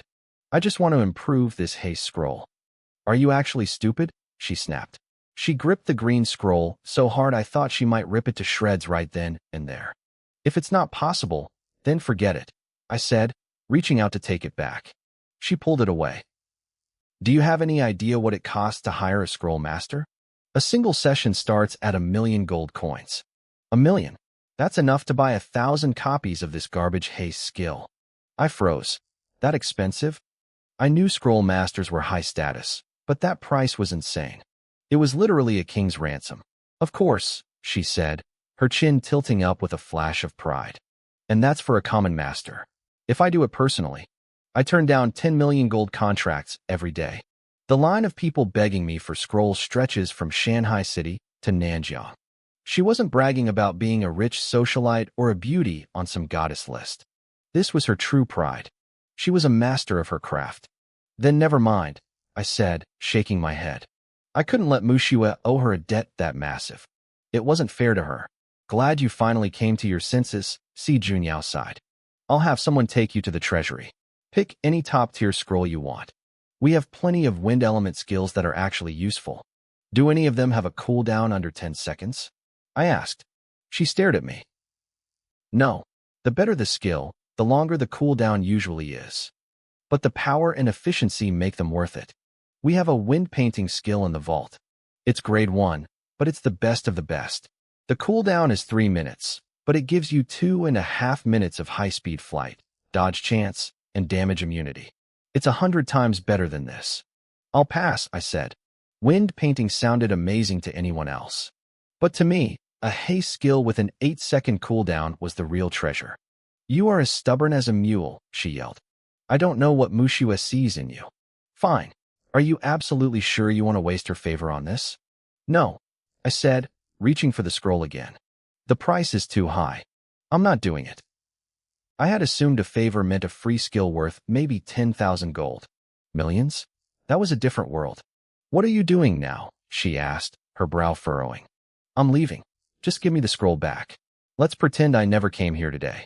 She unrolled the green paper again, casting another inspection spell on it. She searched every line, trying to find some hidden secret I was seeing that she wasn't. She found nothing. Are you really going to make this your second permanent skill? She asked. I didn't answer, but my face gave it away. Fine, she sighed. If you're going to be this difficult, I'll do it.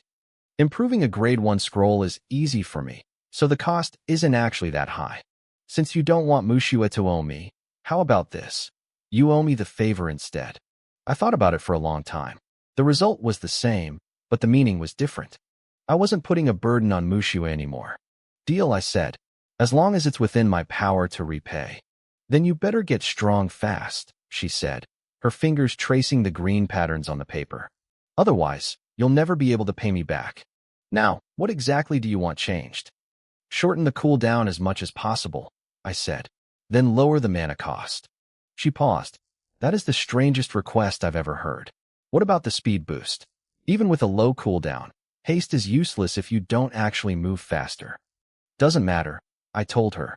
With my talent, Even the smallest base boost would become terrifying once it was multiplied 1,000 times. I didn't need her to waste energy on the speed stats. "Go wait in the lounge," she commanded. I wanted to watch her work, but she clearly wasn't going to show me her secrets. I walked out and waited.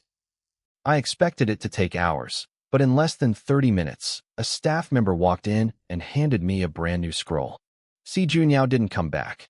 Maybe she was too disappointed in me to say goodbye. I looked down at the new skill description. It said, "Summon the wind as your companion, move as light as a swallow." The new description was simple. Asterisk, gain a small movement speed boost. Duration, 3 seconds.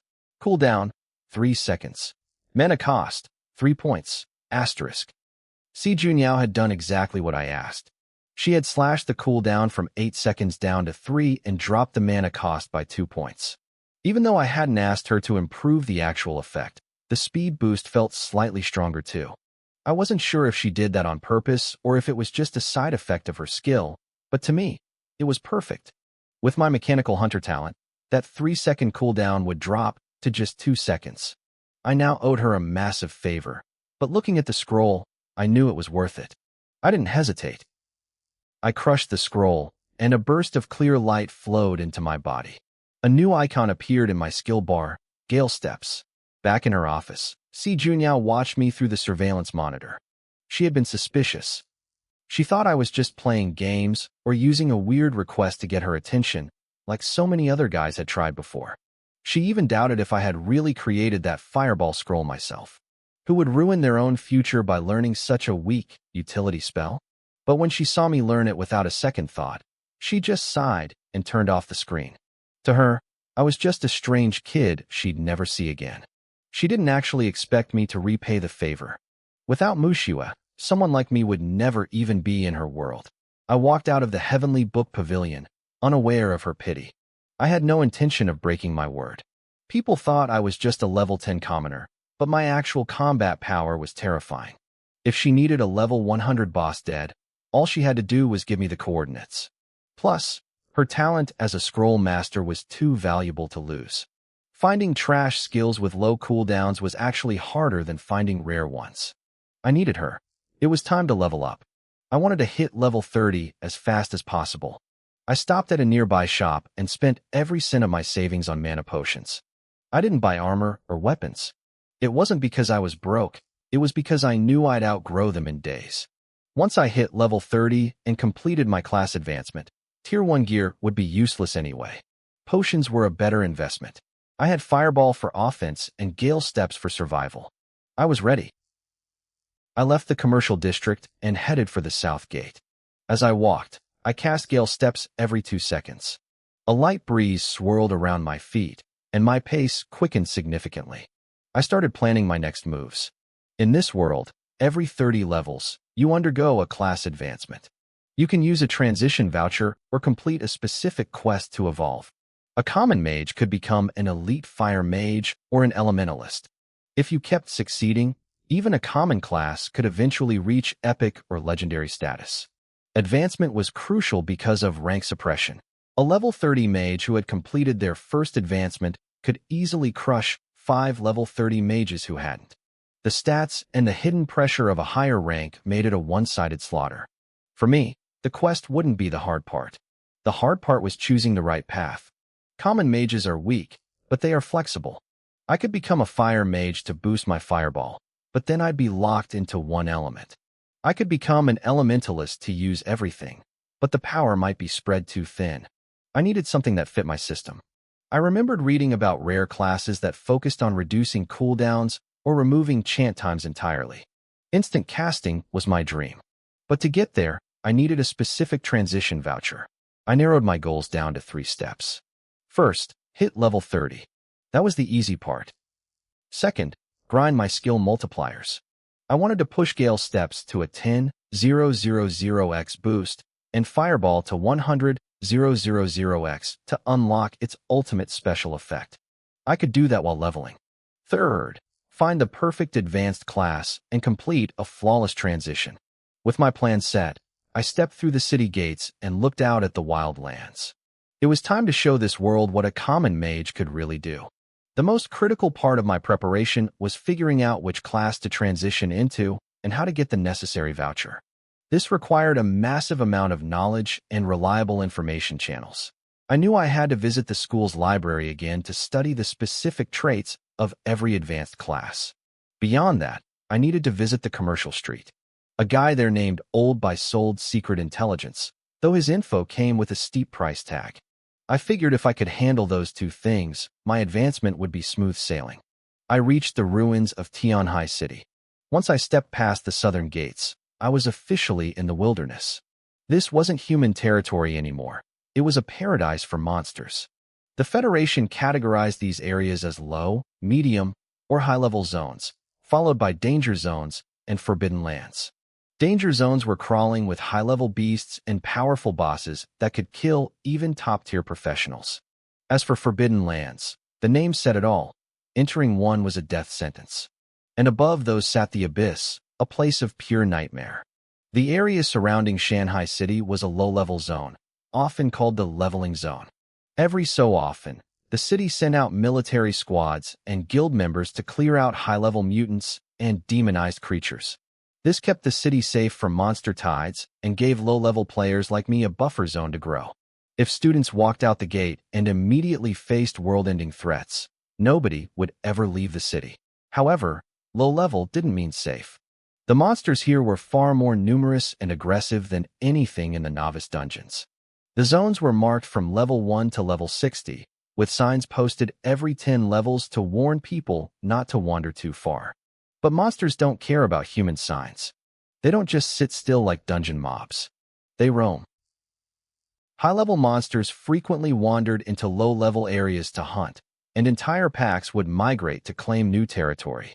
These drifters were the leading cause of death for professionals. Between roaming bosses and the constant threat of players killing each other over loot in these lawless lands, the wilderness was a bloody place. I didn't slow down.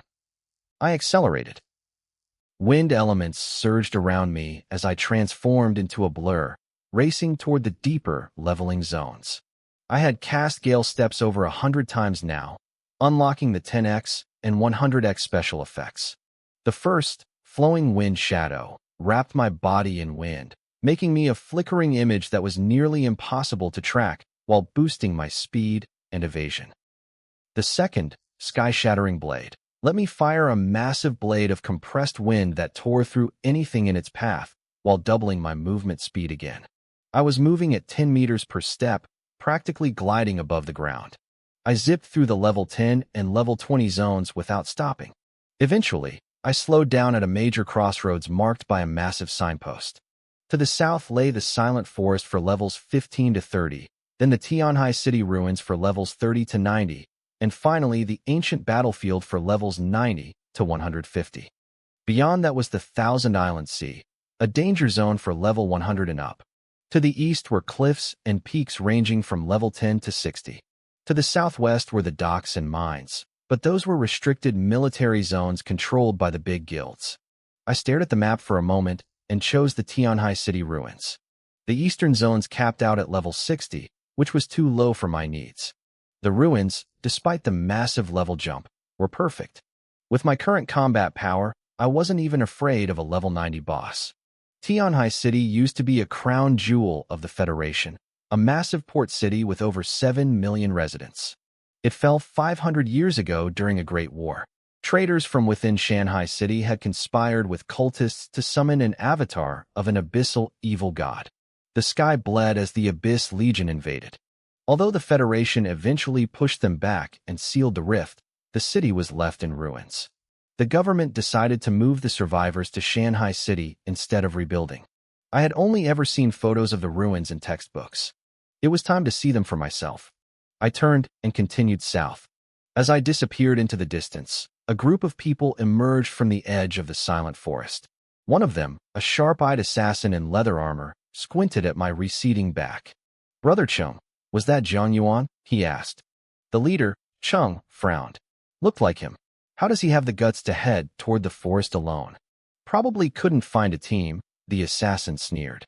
"Serves him right for refusing to join us before. Now he's a loner. I heard Lin Mushu had dumped him, and even Zhao Biao ditched him for an elite squad. Chung smirked. So, you're saying I finally have a chance? The group around the assassin began to whisper, their eyes darting toward a noble-looking youth leading them. He was draped in expensive, high-tier gear and gripped a staff that pulsed with a faint purple light. Brother Chung, the assassin whispered, a sycophantic grin plastering his face. He's all alone. Should we go teach him a lesson? I knew this guy, Zhou Luochen. Back at school, I was always at the top of the class rankings, and Mu Xue and I were inseparable. While many students looked up to me, others hated my guts. Zhou Luochen was at the top of that list. He used to swallow his resentment because of my status as a star student, but out here in the wilderness, the rules of the school didn't apply. To them, I was just a weak, common-tier mage. Their team was stacked with elite-class professionals, all pushing level 10.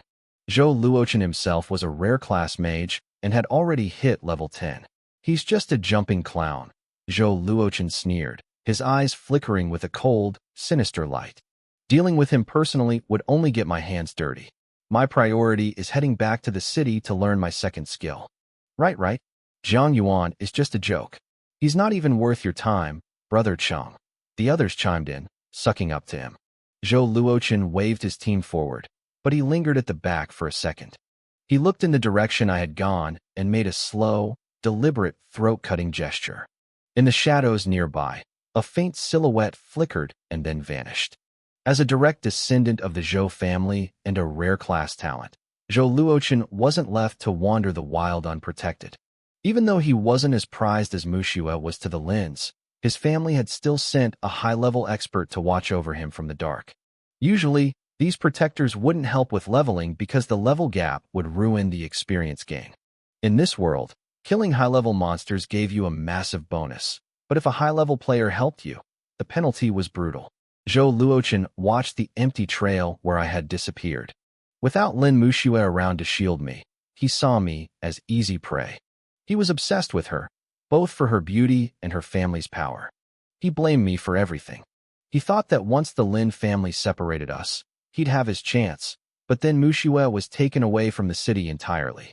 He didn't just dislike me, he wanted me dead. And the shadow following him was a Tier 3 professional. Against a Tier 1 common mage like me, it would be like stepping on an ant. Feeling satisfied that my death warrant was signed, Zhou Luochen walked away with a smirk. I didn't notice any of this. I was sprinting through the forest, my speed kicking up a gale of wind. I passed several other teams, mostly students under level 30, but I didn't stop. The silent forest was a misnomer. It wasn't silent because it was peaceful, it was silent because the predators here were masters of the ambush. They hid in the soil, the tall grass, and the trees, waiting for the slightest sound to strike.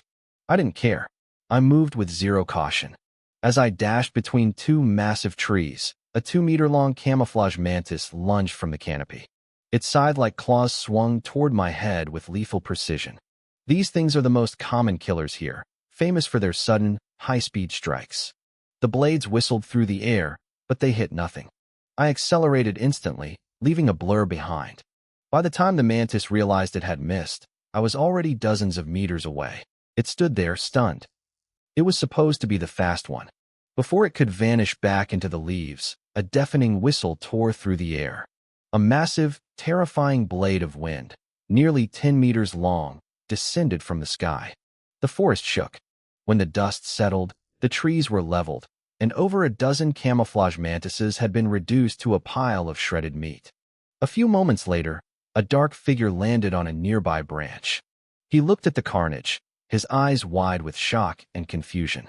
The scent says the kid passed through here, the shadow muttered. But he did this? No way.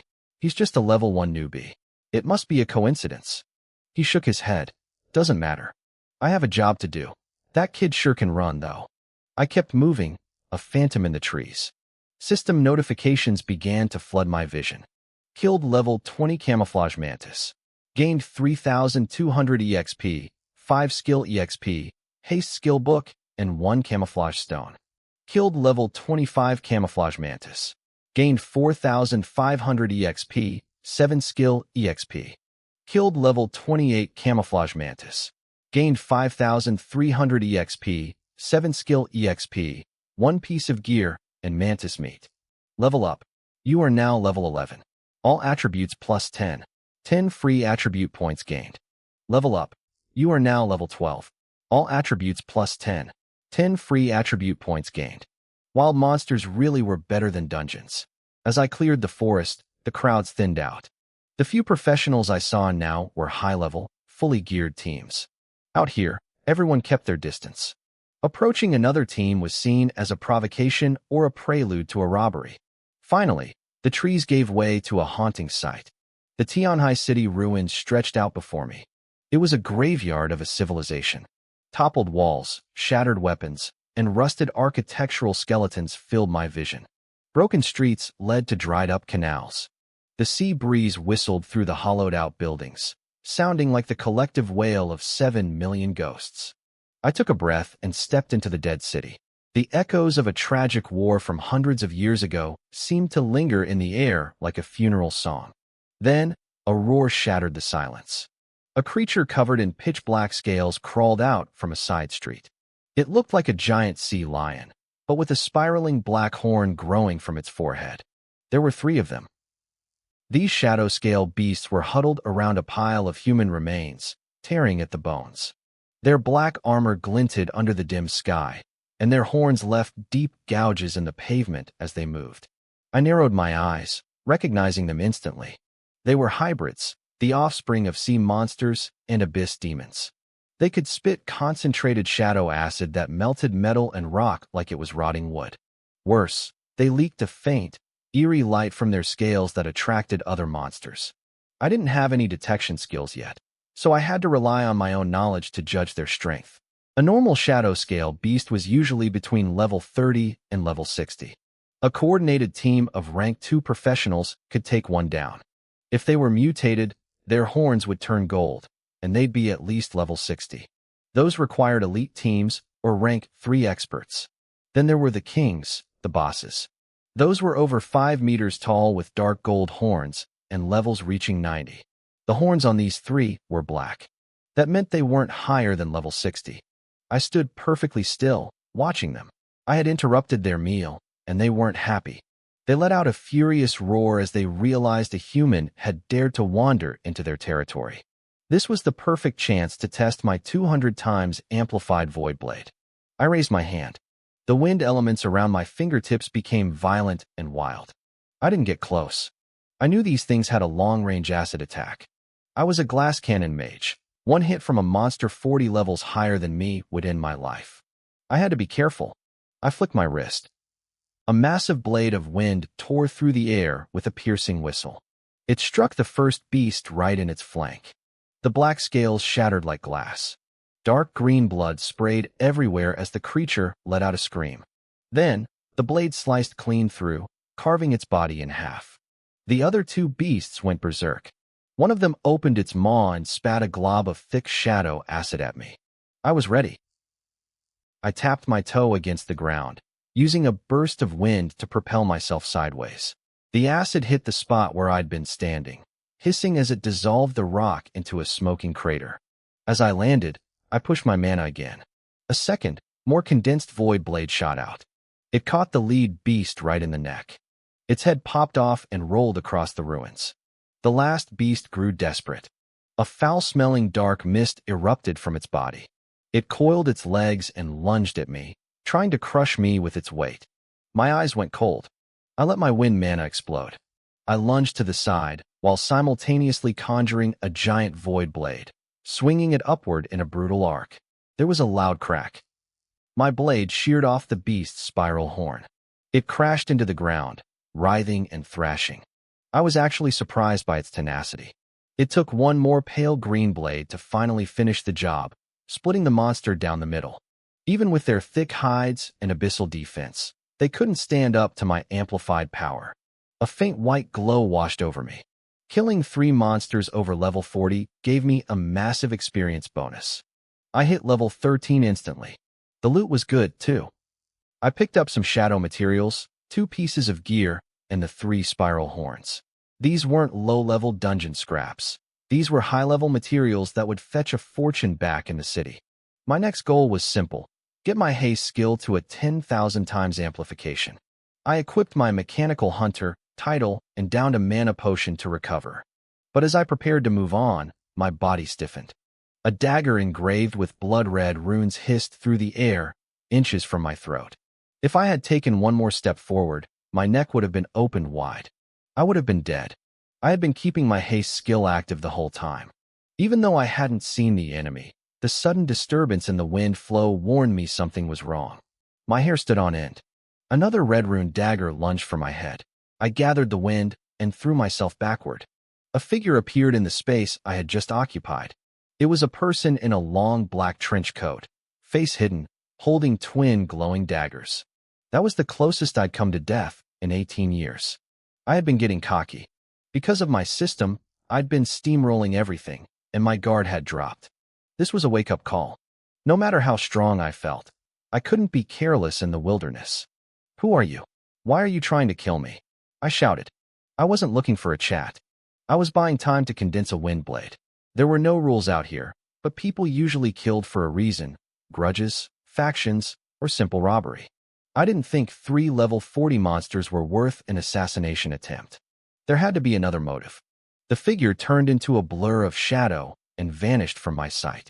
I fired my void blade, but it missed, carving a 100-meter trench into the ground instead.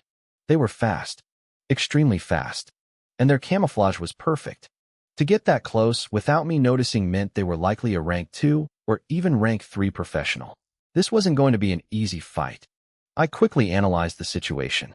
Based on that speed, my attacker had to be a rank 3 professional, likely an assassin subclass. I doubted they were rank 4 or higher.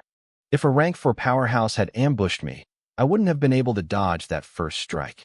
I would already be a corpse. Hidden in the shadows, my attacker was just as shocked as I was. He was probably wondering who the hell I really was.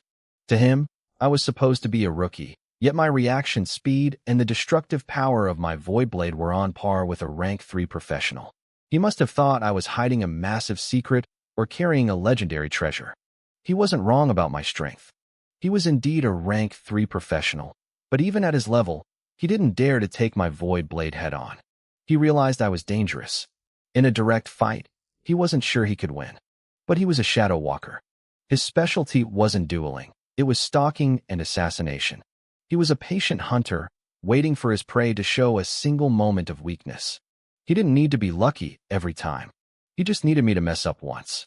"I know you're still there," I called out into the silence. "Are you waiting for a mistake? I don't care who you are. You're going to regret this." I kept my wind shield active, swirling around me. If he stepped close, the air currents would alert me instantly. But as long as he stayed hidden, I was stuck in a defensive rut. I hated being passive. It was time to use a big move. Whoever this was, whatever their motive, I couldn't let them leave this place alive. I raised both hands again.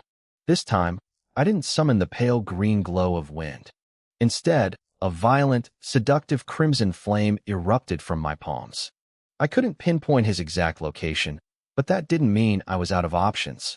"Jade Dragon Pillar," I shouted. The ground groaned.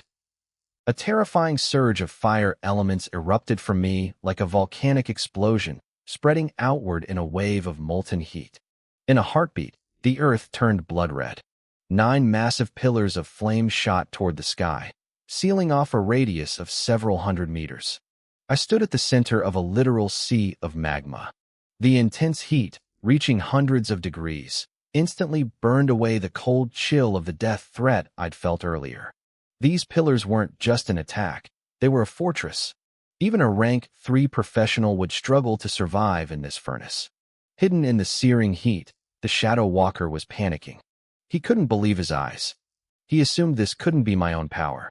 No rank 1 mage could cast a spell like this. He figured I must have activated a high-level, one-time use magic scroll out of desperation. He had seen scrolls like this before. The young master he served, Zhou Luochen, had rank 2 and rank 3 scrolls for protection. But the aura coming off this fire was rank 4. For the first time, he felt a desperate urge to run. His instincts as an assassin were screaming at him to flee, or he would die here. But when he tried to move, he realized he was trapped.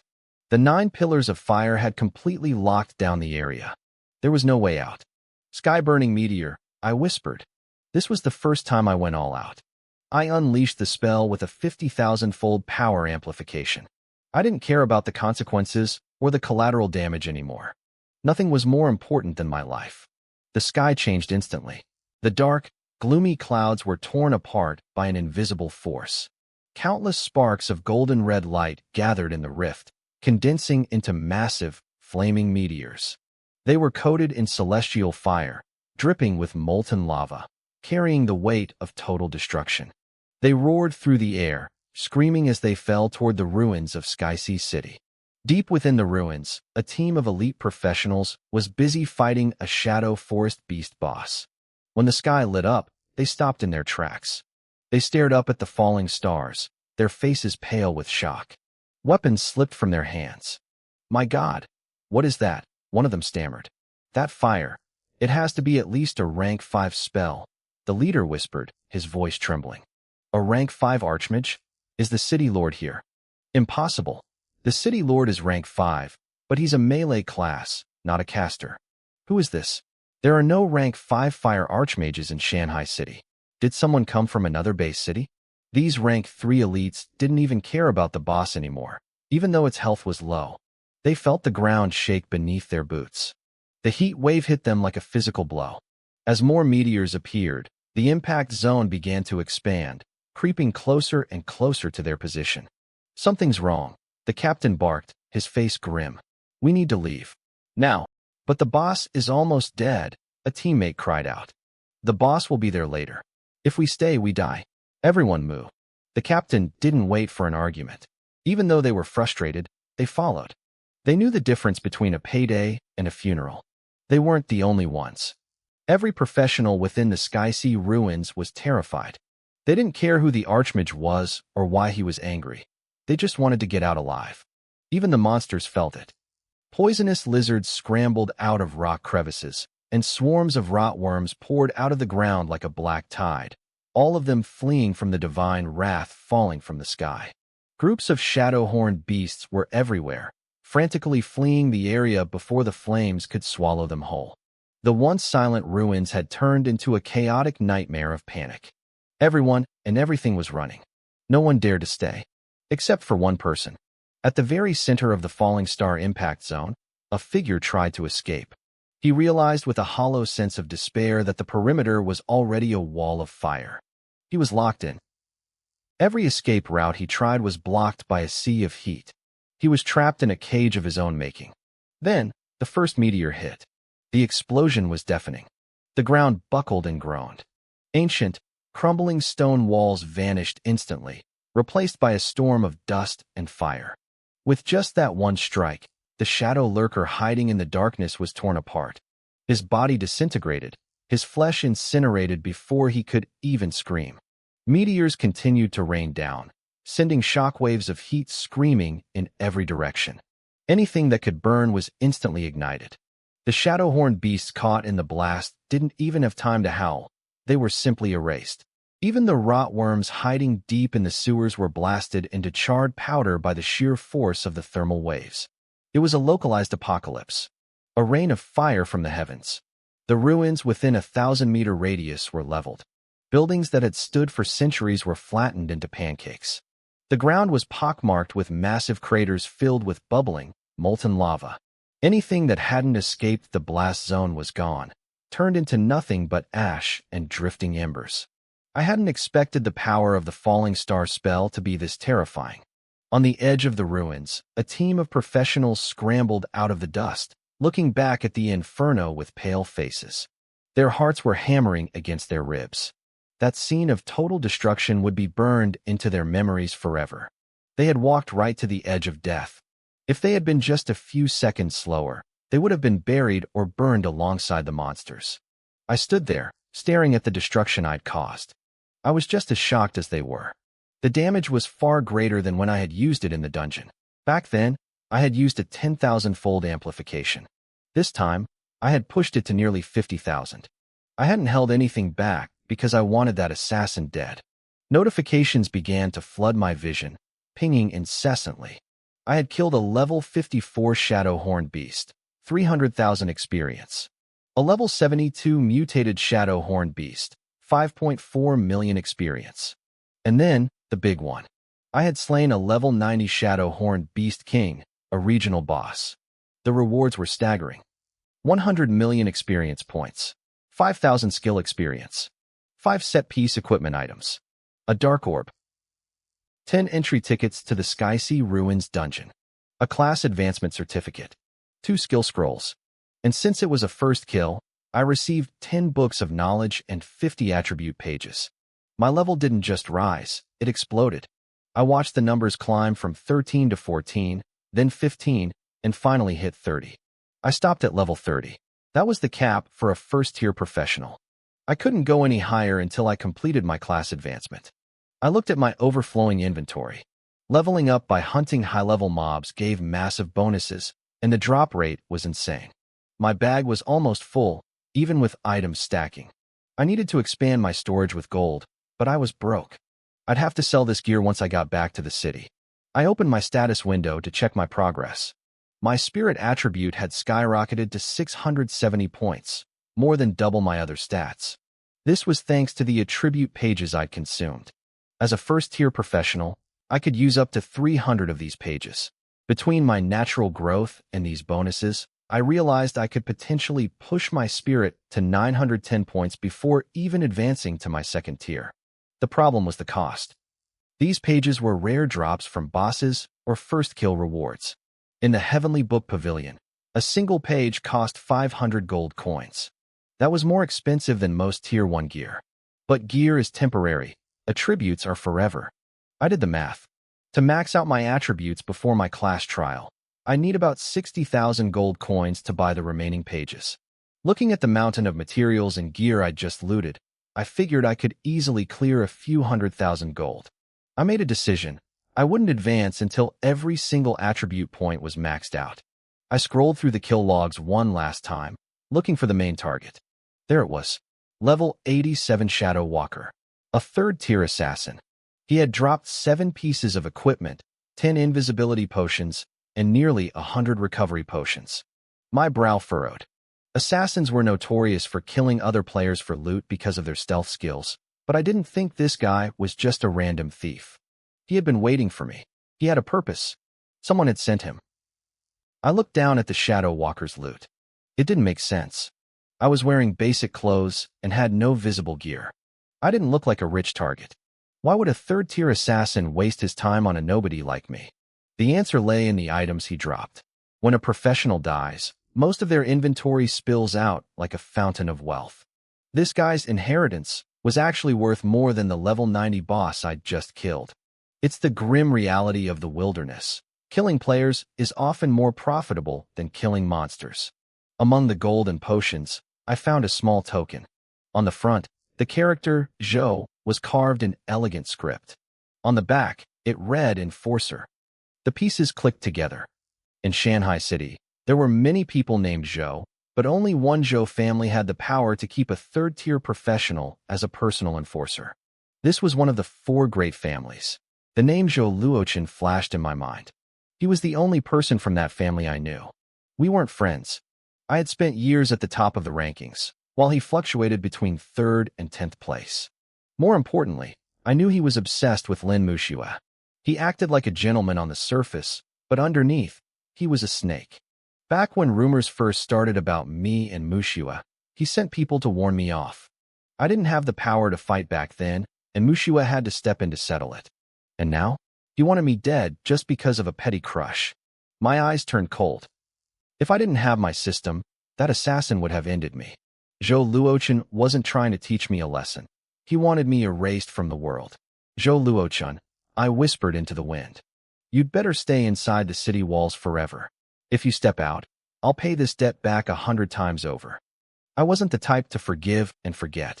If he played for keeps, so would I. With my current strength, I didn't even fear a 5th-tier professional. There were only a handful of those in all of Shanghai City. If someone truly pushed me, nobody in this city could stop me from killing. Still, I had to be smart. I could ignore the local powerhouses, but the city was backed by the Federation. I wasn't ready to fight the entire world yet. I needed more power. My survival skills were still lacking. If a 4th or 5th tier professional got past my long-range attacks, I'd be in trouble. I stood in the middle of the burning ruins of Tianhai City. The world around me was a literal hell's cape of fire. I started casting. One fireball every second. My plan was simple. My heaven-burning meteor was as strong as a 5th tier spell, but it wasn't a guaranteed win against a 5th tier expert. I needed the 100,000 times amplification effect. To get that, I needed to cast 50,000 more fireballs. With the massive pile of mana potions I'd looted from the assassin, I didn't have to worry about my energy. I could reach my goal in a single day. I stayed put. The destruction from my earlier meteors had turned the ruins into a forbidden zone. The monsters were either dead or gone, and any sane professional had already fled the heat. No one would disturb me here. Unlike the dungeon worlds, the real world was stable. I didn't have to worry about the space collapsing no matter how much power I unleashed. While I was calmly grinding my skill count, Shanghai City was panicking. At the Crisis Warning Center, red lights flashed across every console. Staff members scrambled to contact every major faction. Massive elemental fluctuations detected in the Tianhai City ruins, a technician shouted. It's fire type. Coverage area is 5 kilometers. Danger level assessed at level 5. A level 5 alarm was the city's highest threshold. The report was immediately uploaded to the provincial capital and the Federation. A temporary state of martial law was declared. The city gates were locked. People could enter, but no one could leave. The city's defensive array was primed for activation. Should we recall the army from the mines? An officer asked. I had no idea that my training session was acting like a boulder dropped into a still pond. I had sent shockwaves through the entire government. The city's top leaders gathered in the command center. City Lord He Xiaoyu, General Gao Jun, and Song Jingran, the president of the professional guild. All three were 5th tier professionals, the peak of Shanghai City's power. Behind them stood a dozen 4th tier elites. Every eye was glued to the main screen. Satellite images showed the ruins transformed into a sea of lava and flame. Massive craters scarred the earth. The fire wasn't going out, it was spreading. On a smaller screen, a grainy video played. It showed the meteors falling from the sky. Even through the blurry footage, the sheer, crushing pressure of the spell was terrifying. Is that a person? City Lord He Xiaoyu pointed to a faint, blurry figure standing motionless in the center of the inferno. Sir, that's the clearest shot we have, a technician replied. The fire elements are so intense they're jamming our satellite sensors. He Xiaoyu, a refined-looking man with sharp, intelligent eyes, turned to the room. What do you make of this? It's fire magic, someone said. Looks like a tier 5 spell. Tier 5, another voice questioned. Since when does a tier 5 spell cover miles of land? If we're talking about the total danger zone, it's closer to 10 miles. This has to be the work of a high-level tier 5 archmage at the very least. Everyone's attention shifted to Song Jingran, the president of the professional guild. He was a white-haired veteran and a 5th tier mage himself. Though he specialized in water magic, his knowledge was vast. He studied the screen with a grim intensity. He explained that the fire magic I was using looked like the 5th tier spells Heavenly Flame Meteor or Starfall, but there were two major differences. First, the intensity. The fire wasn't normal. It was a high-level elemental flame, something usually seen in 7th tier spells. It wasn't going out. It was spreading, consuming everything it touched. Second was the scale. The core impact zone spanned 3 kilometers, but the total area of effect reached 15 kilometers. That was far beyond the limits of any 5th tier spell. Gao Jun, the commander of the city guard, looked uneasy. He asked for a final verdict. Song Jingran gave two possibilities. Either this person was a 5th tier archmage with a god tier skill who could likely defeat Song Jingran in a fight, or, more likely, this was a high-level powerhouse, at least a 6th tier Grand Magus, if not a 7th tier Flame Saint. When Song Jingran said 7th tier, the room went silent.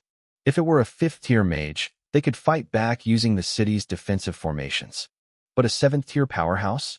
They could wipe out the entire city with a wave of their hand. City Lord He Xiaoyu asked if they could identify me. Song Jingran shook his head. He didn't know anyone with this kind of power. He warned that trying to find out might actually be dangerous. Strong people usually have short tempers, and we don't want to offend a man who can summon stars. The leaders wondered why someone so powerful was fishing in a low-level ruin like Tianhai City instead of a high-level battlefield. Ultimately, they decided to lower the alert to level 3 but strictly forbade anyone from leaving the city or approaching the ruins. They just hoped I was passing through. By the second day, the alarms screamed again. The command center was even more crowded than before. When the satellite feed flickered to life, people gasped. My training had intensified. The meteor shower was several times larger and denser than the day before. It looked like the end of the world. Then, they saw me. I was a tall figure wreathed in roaring flames, floating in the center of the inferno like a god. On screen, I raised my hand. The falling meteors suddenly stopped. They just hung there, frozen in midair. The command center was so quiet you could hear a pin drop. Someone asked if the video had frozen. The technician, drenched in cold sweat, confirmed the feed was live. Then, I moved my hand again. The meteors didn't fall. They began to orbit me, circling my body in a terrifying dance of fire. Song Jingran's voice trembled as he spoke. He was certain now. This was the work of a 7th-tier flame saint.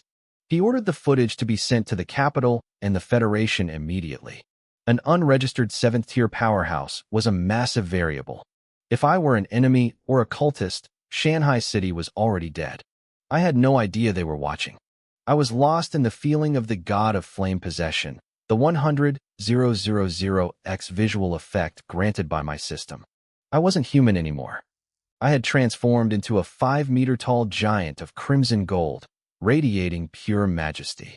This form allowed me to merge with the ultimate fire element. I had no physical body to hit. I was immune to physical attacks and took 0 damage from fire. Every flame in the area was mine to command, and my skill power had doubled. Standing there, surrounded by my orbiting suns, I truly felt like the only god in this world. Normal fire mages have a major weakness. No matter how powerful their spells are, they always have to deal with long cooldowns. But for me, that rule didn't exist. I could cast a skill every single second. As long as my mana held out, I could stay in this flame god form forever. I could spam flame dragon pillars and heaven-burning meteors without stopping, and each one was stronger and wider than the last. Most importantly, I could turn into pure elements at will. Physical attacks passed right through me. My fire resistance was at 100%, making me completely immune to any heat. Even if 100 third-realm shadow walkers attacked me at once while I stood perfectly still, they couldn't even scratch me. It was honestly ridiculous. I spent time flying through the sea of fire, testing my limits. Everywhere I looked, every spark and ember was under my absolute control. I realized the flame god form had even more potential than I first thought. If I chose to stick strictly to the path of a fire mage, I could easily reach the very end of that road. My fireball technique had already reached the 100,000x amplification mark. The next stage was a million-fold increase. Even if I didn't eat or sleep and cast it once every second, I'd still need 10 days of nonstop grinding to get there. I decided to pivot. My Gale technique was lagging behind at only a 200x increase. I was level 30 now. Even without officially advancing my class, I had 2 empty skill slots waiting to be filled. I debated what to pick. Attack, defense, healing, control? While still in my flame god form, I tried to summon the wind elements, but they were instantly incinerated by my aura. I had to consciously suppress my flames just to let the breeze get near me. I knew lightning and fire were the most destructive elements. I thought about saving 1 slot for a lightning skill. My strength was raw power, so I figured I should push that advantage to the limit. I wasn't being reckless. I was being practical. My current attacks were too one-dimensional. Gale had a wind blade effect, but the damage was too low to matter in a real fight. The elemental transformation was great, but what if I fought someone else who was immune to fire? I needed variety. For the final slot, I leaned toward defense or healing.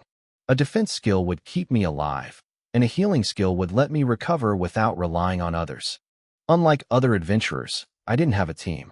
I didn't have a tank to protect me or a priest to mend my wounds. I was walking this path alone, which meant I had to be a one-man army. I was interested in rare powers like space, time, or holy magic, But those skill scrolls were impossible to find on the market. You needed incredible luck just to see one. Most of those were high-tier spells with massive cooldowns anyway. I decided to focus on what I had. The system was my real trump card. As long as I kept stacking multipliers, even a basic element would become godlike. My fireball had already evolved from simple sparks into the domineering crimson gold flames I held now. I started grinding Gale. Asterisk ding. Gale used. Power doubled. Current multiplier 1000x. Asterisk. Reaching the 1000x mark unlocked a new effect, Meteor Blade Shield. It allowed me to merge with the wind, giving me the speed of a falling meteor and a massive boost to my evasion. Everywhere I moved, I left behind a trail of razor-sharp wind blades. The faster I moved, the more blades I produced, and the higher the damage became. This was exactly what I wanted, pure, unadulterated speed. Another day passed. I pushed Gale to the 10,000x mark and unlocked the Gale domain. I could now manifest a sphere of wind 500 meters wide. Inside this dome, I could shred anything to pieces.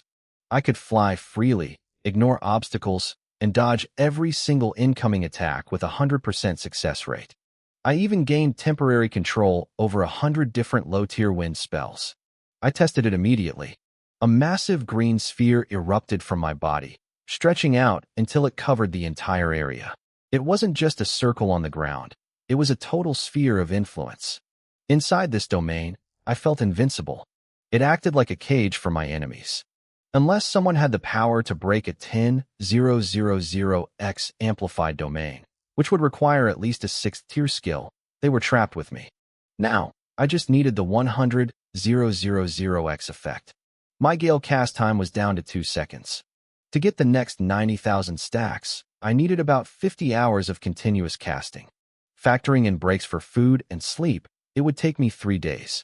3 days wasn't long at all.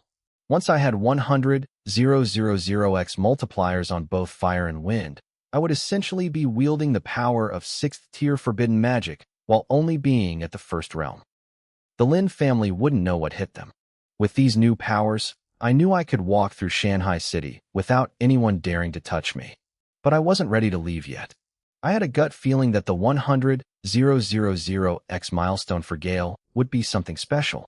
After all, Fireball had given me the Flame God possession. Gale wouldn't let me down. Besides, the ruins of Tianhai City had essentially become my private territory.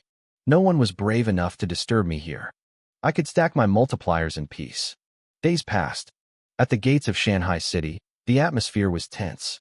The city lord, He Xiaoyu, stood atop the walls dressed in his finest gold-embroidered robes. A group of the city's strongest experts stood behind him, their expressions a mix of respect and anxiety. They were all staring at the horizon. Suddenly, a streak of deep purple light tore through the clouds like a blade cutting through silk. A massive wave of energy surged toward the city. The mages on the wall turned pale. They felt the elemental mana in the air vanish, suppressed by an invisible force. Their own internal power felt strangled. A beast emerged from the clouds, a dark, jade heavenly lion. It had the wings of an eagle and the body of a lion, covered in dark purple scales etched with anti-magic runes. As it roared, the air vibrated so hard that the defensive enchantments on the city walls flickered and dimmed. Sitting on its back was a tall man in heavy armor. He looked like a living fortress. His armor, forged from deep-sea cold iron and anti-magic crystals, was pitch black. In the center of his chest plate sat a fist-sized anti-magic core, glowing with a light that devoured any magic that came near it. This was the inspector. His eyes swept over the crowd with cold authority. The city lord and his men bowed immediately, not daring to look up. The beast landed silently on the wall, showing perfect control.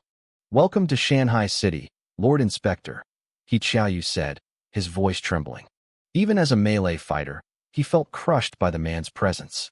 Hovering above the knight's head were his stats for all to see. He wasn't hiding anything. Level 172. 6th turn epic class, anti-magic knight. His name was Tang Qiyuan. "Cut the small talk," Tang Qiyuan said, his voice deep and gravelly. "I have work to do. Is that person still in the Tianhai ruins?" The Federation was worried. Multiple meteor strikes had been reported in the ruins, suggesting an unregistered sixth-turn Grand Magister was lurking nearby. Shanghai City had 3 million people. They couldn't leave a potential threat like that unchecked. They sent Tang Chiyuan specifically because his class was the ultimate counter to mages. If this stranger turned out to be an enemy, Tang Chiyuan was the executioner. The fires in the ruins are still burning, He Xiaoyu replied. He's likely still there. Then let's go. Lead the way, Tang Chiyuan commanded. The dark, jade heavenly lion took flight instantly. He Xiaoyu and a local association president, Song Jingran, scrambled onto a storm griffin to follow. Even at full speed, their third-tier mount struggled to keep up with the inspector's sixth-tier beast. Tang Chiyuan eventually slowed down so they could talk. Has he killed anyone? Has he attacked the city? Tang Chiyuan asked. No, He Xiaoyu said. Professionals coming back from the ruins say he hasn't targeted anyone. He stays within the ruins and hasn't approached the city gates. Tang Chiyuan nodded. If it were a hostile mage, the city would already be in ruins. But even a neutral powerhouse was a variable the Federation wanted to control. When we meet him, watch your tone, he warned. Do not offend him. Meanwhile, back in the ruins, I was exhausted but focused. A notification rang in my head. Ding. Galecast. Multiplier. 99,998x. Ding. Galecast. Multiplier. 99,999x. Ding. Galecast. Multiplier. 100,000x. A final chime echoed, louder than the rest. Gale has reached 100,000x multiplier. Special effect unlocked. Void Demon Emperor. I let out a long breath and stopped casting. My arms were sore, but I felt a new connection forming in my mind. This effect was completely different from the others. The Void Demon Emperor allowed me to tap into the mysterious Void Realm and form a soul contract with a legendary beast. It was a descendant of a divine creature that controlled the wind of the void, a force capable of shredding anything. It could fly thousands of miles in an instant. Most importantly, while it was summoned, any damage I took would be shared with the beast. I stared at the skill description, stunned. I was a mage, but my ultimate wind spell had just turned me into a summoner. I didn't think the development path of my skills could get any weirder. Gale was a basic wind spell, yet its 100,000 times multiplier effect had turned me into a summoner. I had just gained the ability to call forth a Void Demon Emperor. It wasn't a bad thing. As a descendant of a divine beast, its combat power would be immense.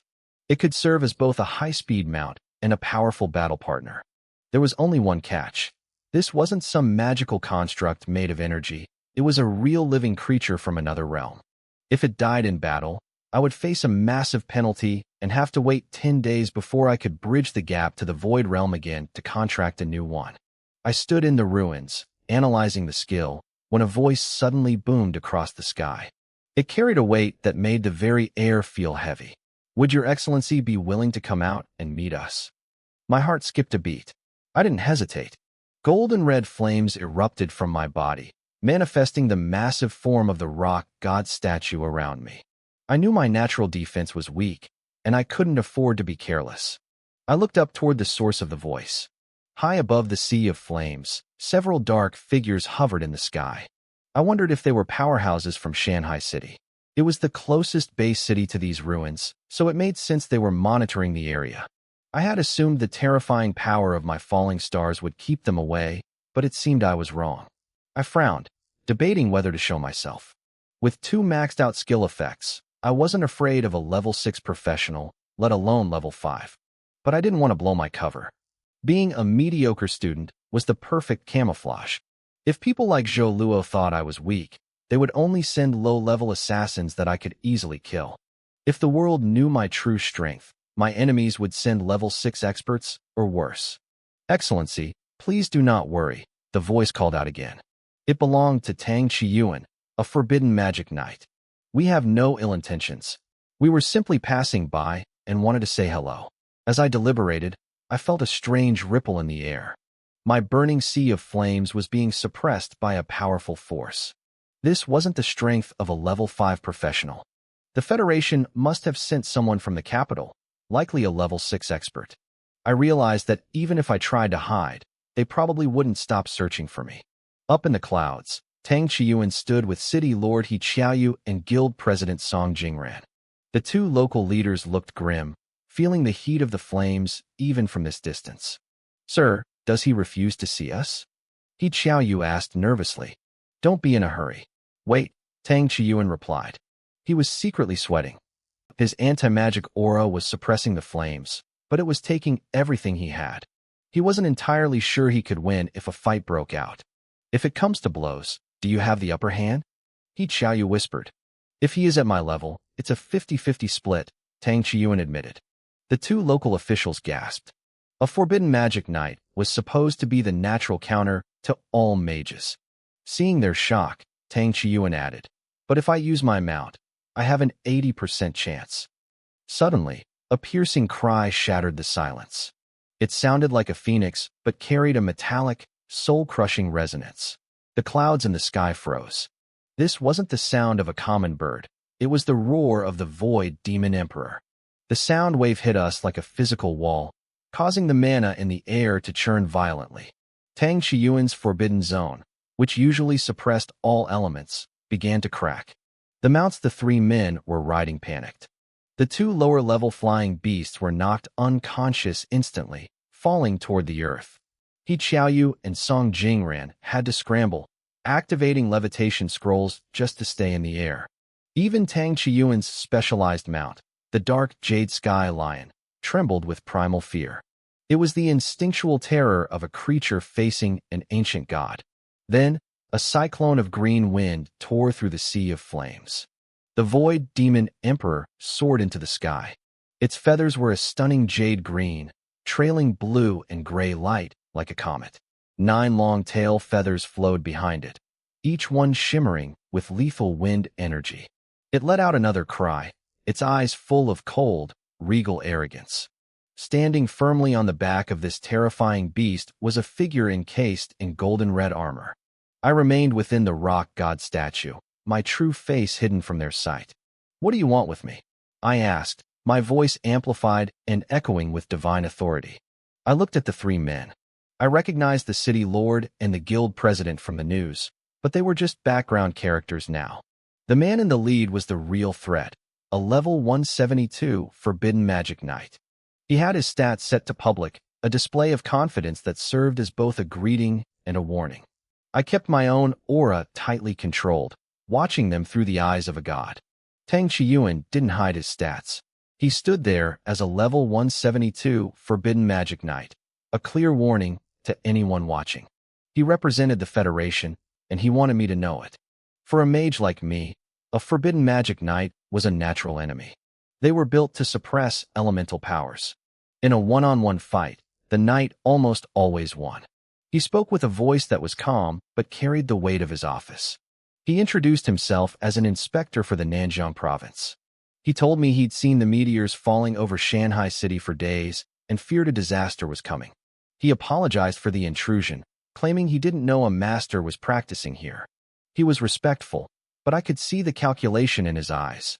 He was weighing his options. He saw my flames, and he saw the Void Demon Emperor beneath me.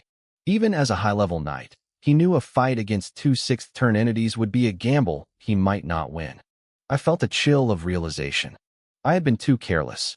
I thought my display of power would only alert the local leaders in Shanghai City. I never expected the Federation to send a specialized mage killer to my doorstep. I was strong, sure, but I wasn't ready to fight the entire Federation. If this man activated his suppression zone, my elemental powers might vanish instantly. We were both standing on the edge of a blade, neither of us wanting to fall. "The meteors you mentioned were just my skills," I said, my voice echoing through the air. "I didn't realize I would disturb the authorities. Rest assured, I have no intention of damaging the city." Tang Chiyuan let out a visible breath and forced a smile. He called it a misunderstanding. Beside him, the city lord, He Qiaoyu, and the guild president, Song Jingran, finally looked like they could breathe again. The tension that had been strangling the air snapped. Tang wasn't done, though. He asked where I came from and if I was a citizen of the Federation. When I didn't answer, he tried a different approach. He asked what position I held. I remained silent, staring him down through the golden visor of my armor. I wasn't about to give him anything he could use to track me. I apologize if I overstepped, Tang said, quickly pivoting. Could you at least give me a code name? I need to report this to my superiors to close the mission. If you're registered as a friendly, it will prevent unnecessary conflicts with other high-level professionals in the future. It was a fair compromise. Many powerful people in the Federation kept their identities secret. Tang only showed his because his job required him to be a visible deterrent. I thought about the power flowing through me, the divine form I had taken. Call me Yenshin, I replied. Tang flinched. Using the word God in a title was incredibly arrogant. It was a name reserved for the delusional or the truly invincible. He looked at me, trying to figure out which one I was. I didn't care what he thought. It was just a mask, a layer of protection to keep my real life safe. If the Federation wanted a name, I would give them a legend to worry about. A bold name, Tang said with a thin smile. I don't expect you to add me on the standard comms network, but we should have a way to talk. He pulled out a seashell-shaped object, a 1,000-mile sound conch. It was a rare, high-end communication tool. It didn't use the digital grid, which meant it couldn't be tracked or hacked. It was a one-to-one line. I reached out and caught it as he tossed it through the air.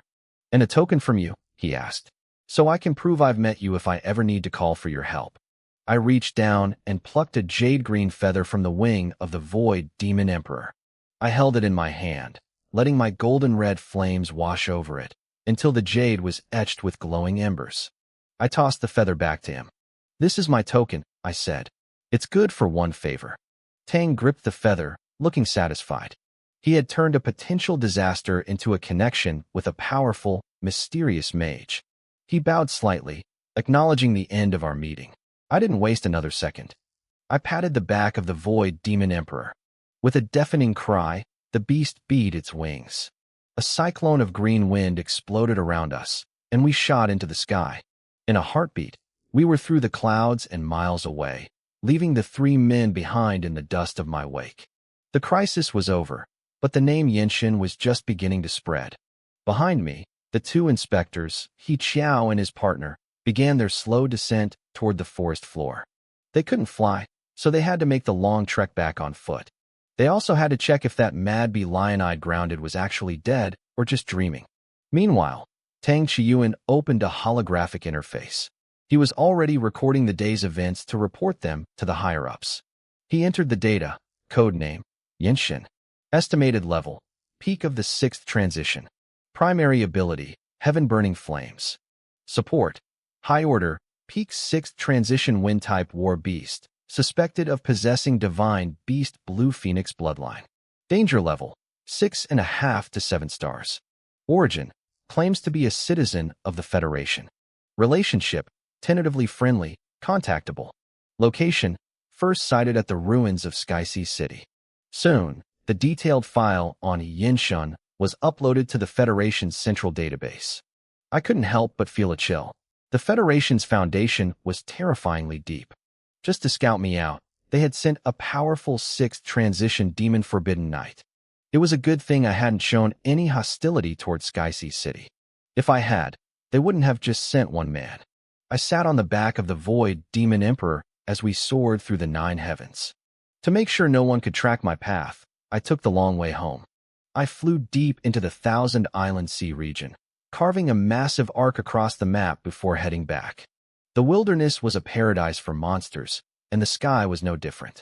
Massive flying beasts, the undisputed overlords of the clouds, patrolled the air. But the moment the Void Demon Emperor appeared, they scattered like startled sparrows. I looked down at the beast beneath me. Its attributes were, frankly, insane. A screen flickered to life in my vision, displaying its stats. Name, Void Demon Emperor, soul contracted.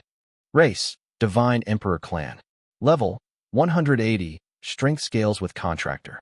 Strength, 17,000, plus 240%. Spirit, 32,000, plus 500%.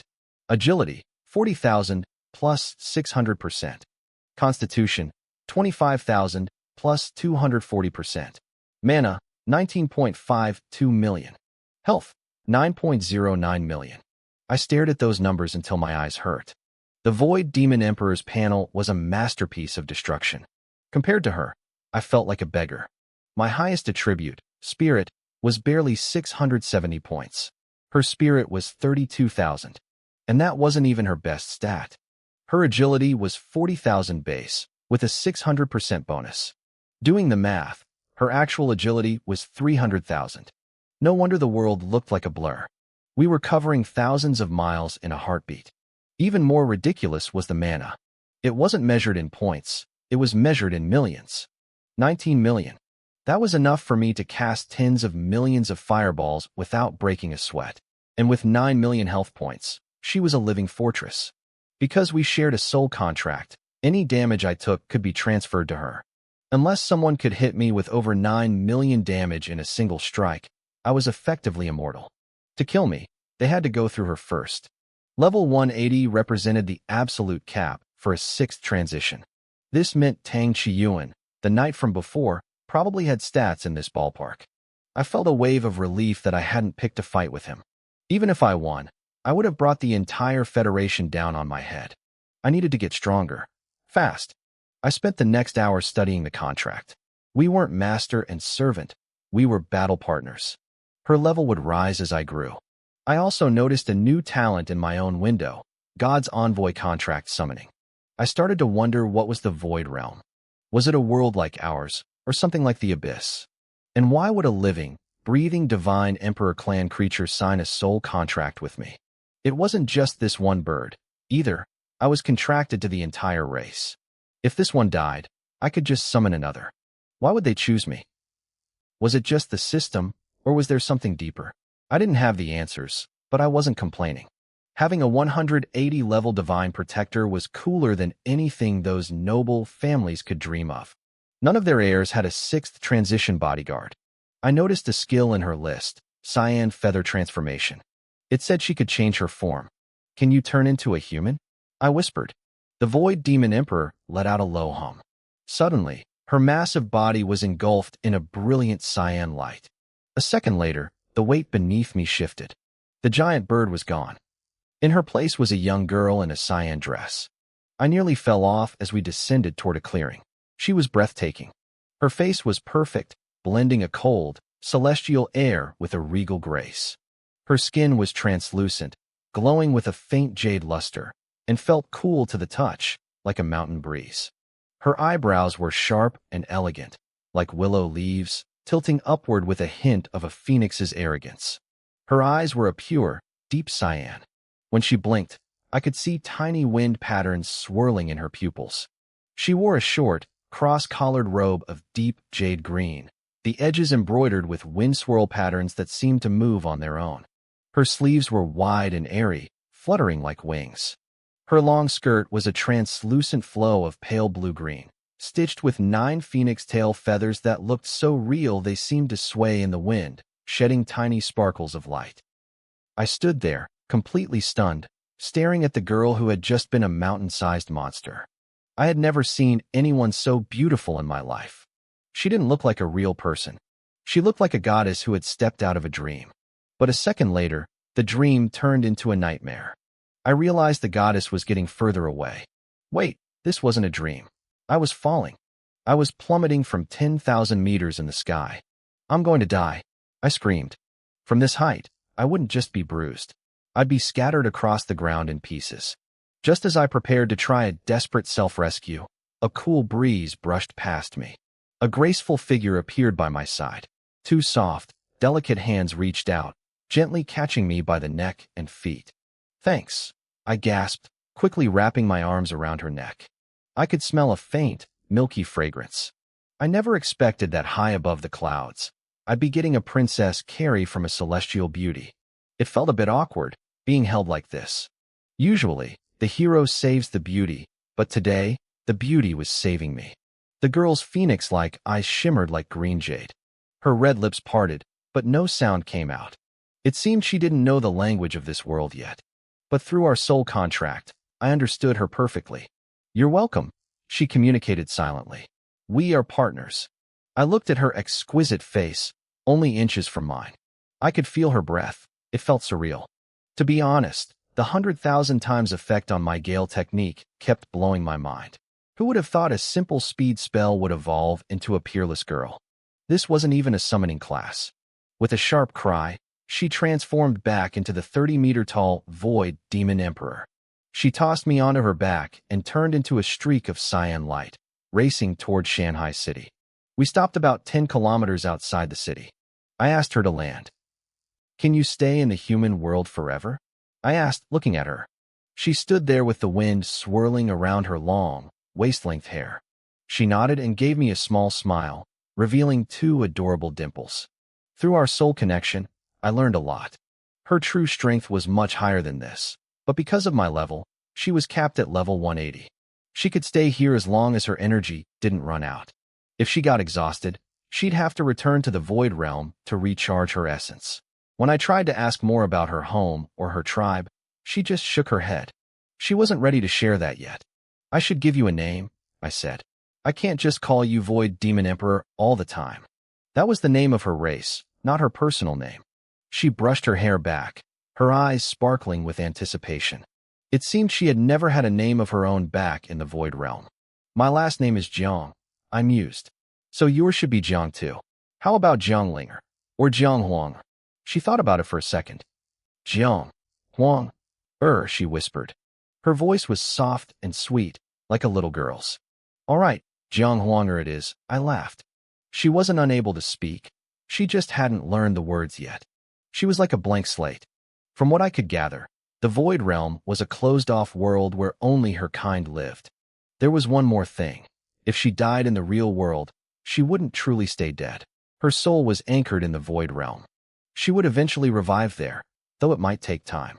And if I summoned a new protector too soon after her death, I might get a different Void Demon Emperor entirely. I didn't want that. I wanted her. As we approached the towering walls of Shanghai City, a problem cropped up. "I have to enter the base city now," I told her. "You look human, but you don't have a federal ID." The gates had strict checkpoints to keep out spies and monsters. Some high-level monsters could take human form, so the guards were always on high alert.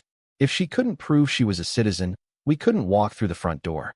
She could probably level the whole city if she wanted to, but I didn't want that kind of heat. I didn't know if that magic-suppressing knight, Tang Qinyuan, was still lurking around. With a flash of light, Jiang Huanger shrank down. She turned into a tiny cyan bird, no bigger than my palm, and perched on my shoulder. "Perfect," I grinned. Her transformation skill was a lifesaver. No one would suspect a tiny bird was actually a level 180 world boss. With her there, I felt invincible. She had millions of health points. Unless someone could deal 9 million damage in a single hit, I was safe. No more near-death experiences like the one in the Tianhai ruins. In this world, combat pets weren't rare.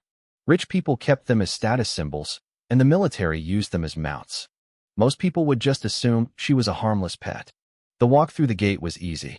The guards didn't even give the bird a second look. "Hey, Jiang Yuan," a familiar voice shouted. I turned around. Near another checkpoint, a tall figure in a white priest's robe was running toward me, waving his arms excitedly. It was my best friend, Zhao Biao. The sight was almost ridiculous. He was built like a tank, broad-shouldered and rugged, but he was wearing the holy, delicate robes of a healer. The sight was almost ridiculous.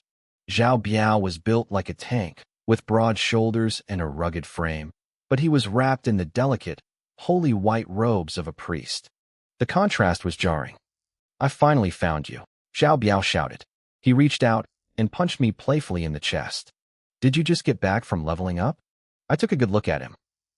Aside from the white robe, he had several new pieces of gear equipped. Most of them were basic white-tier items, glowing with a faint, pale light, but the staff in his hand was different. It had a green tint. It was a green-tier weapon, a massive upgrade from the cheap clothes he wore before. Standing behind him were Luo Xing and a few others from their team. They all had new equipment too. It was clear that Zhao Biao was doing well for himself in this group. "Yeah," Zhao Biao said, grinning. "I hit level 12. We spent the whole day grinding mobs and saved up a decent amount of gold. We came back to rest and restock on potions, but I'm also planning to buy my second skill scroll." His smile faltered slightly as he looked me up and down.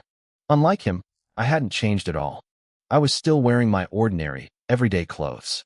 There wasn't a single piece of visible armor or gear on me. "What level are you now?" he asked. His voice was cautious, like he was afraid of hurting my feelings. "Me?" I looked at him. "If I told you, it would probably give you a heart attack." I didn't give him a straight answer. I was already level 30.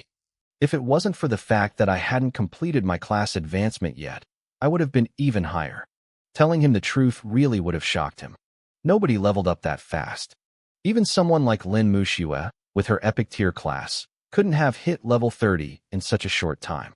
Most professionals took at least a month of hard grinding to reach that point.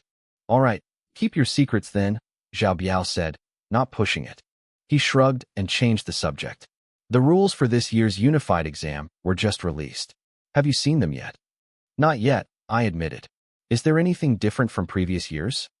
I had been stuck in the Tianhai City ruins for days. My smart bracelet couldn't get a signal down there, so I was completely out of the loop. The unified exam usually happened 1 month after the awakening ceremony. That month was meant for students to grind and get as strong as possible. If you wanted to get into a university, you had to take the exam and meet the score requirements. If you failed, your options were limited to joining local guilds, small gangs, or private teams. Some people with connections could join major financial corporations, but those corporations didn't hire dead weight. If you couldn't even get into a professional university, a corporation wouldn't want you either. "The exams for lifestyle classes and combat classes are separate," Zhao Biao explained. "I'll skip the lifestyle stuff and get straight to the combat rules. This year, the exam is split into 3 stages." He held up a finger. "First is the elimination stage. If your level is below 20, you're out. No university for you. Period." Support classes like his were counted as combat classes for the exam. I nodded. The elimination stage was brutal and simple. Hit level 20 in a month or go home. It was a bit of a challenge for some, but if you couldn't even manage that, you probably didn't belong in a university anyway. If you passed that, you moved to the second stage, the retake, Zhao Biao continued. Once you reach this part, you're basically guaranteed a spot in a school. They calculate your score based on your level and the rarity of your class. Then they rank every student in the entire federation. The catch is that you don't get to pick your school. The schools pick you. You just wait to be assigned. The higher your rank, the better the university. The federation was massive with a huge population. There were tens of thousands of professional universities. The best of the best were the 5 great academies, followed by the 100 prestigious schools. Everything else was considered second-rate. The 5 great academies had very limited slots, and every year, the competition for them was bloodier than the last. Then there's the third stage, Zhao Biao said, his eyes gleaming. The genius competition. To enter this, you have to meet one of 2 conditions. Either you hit level 30, or your class rarity is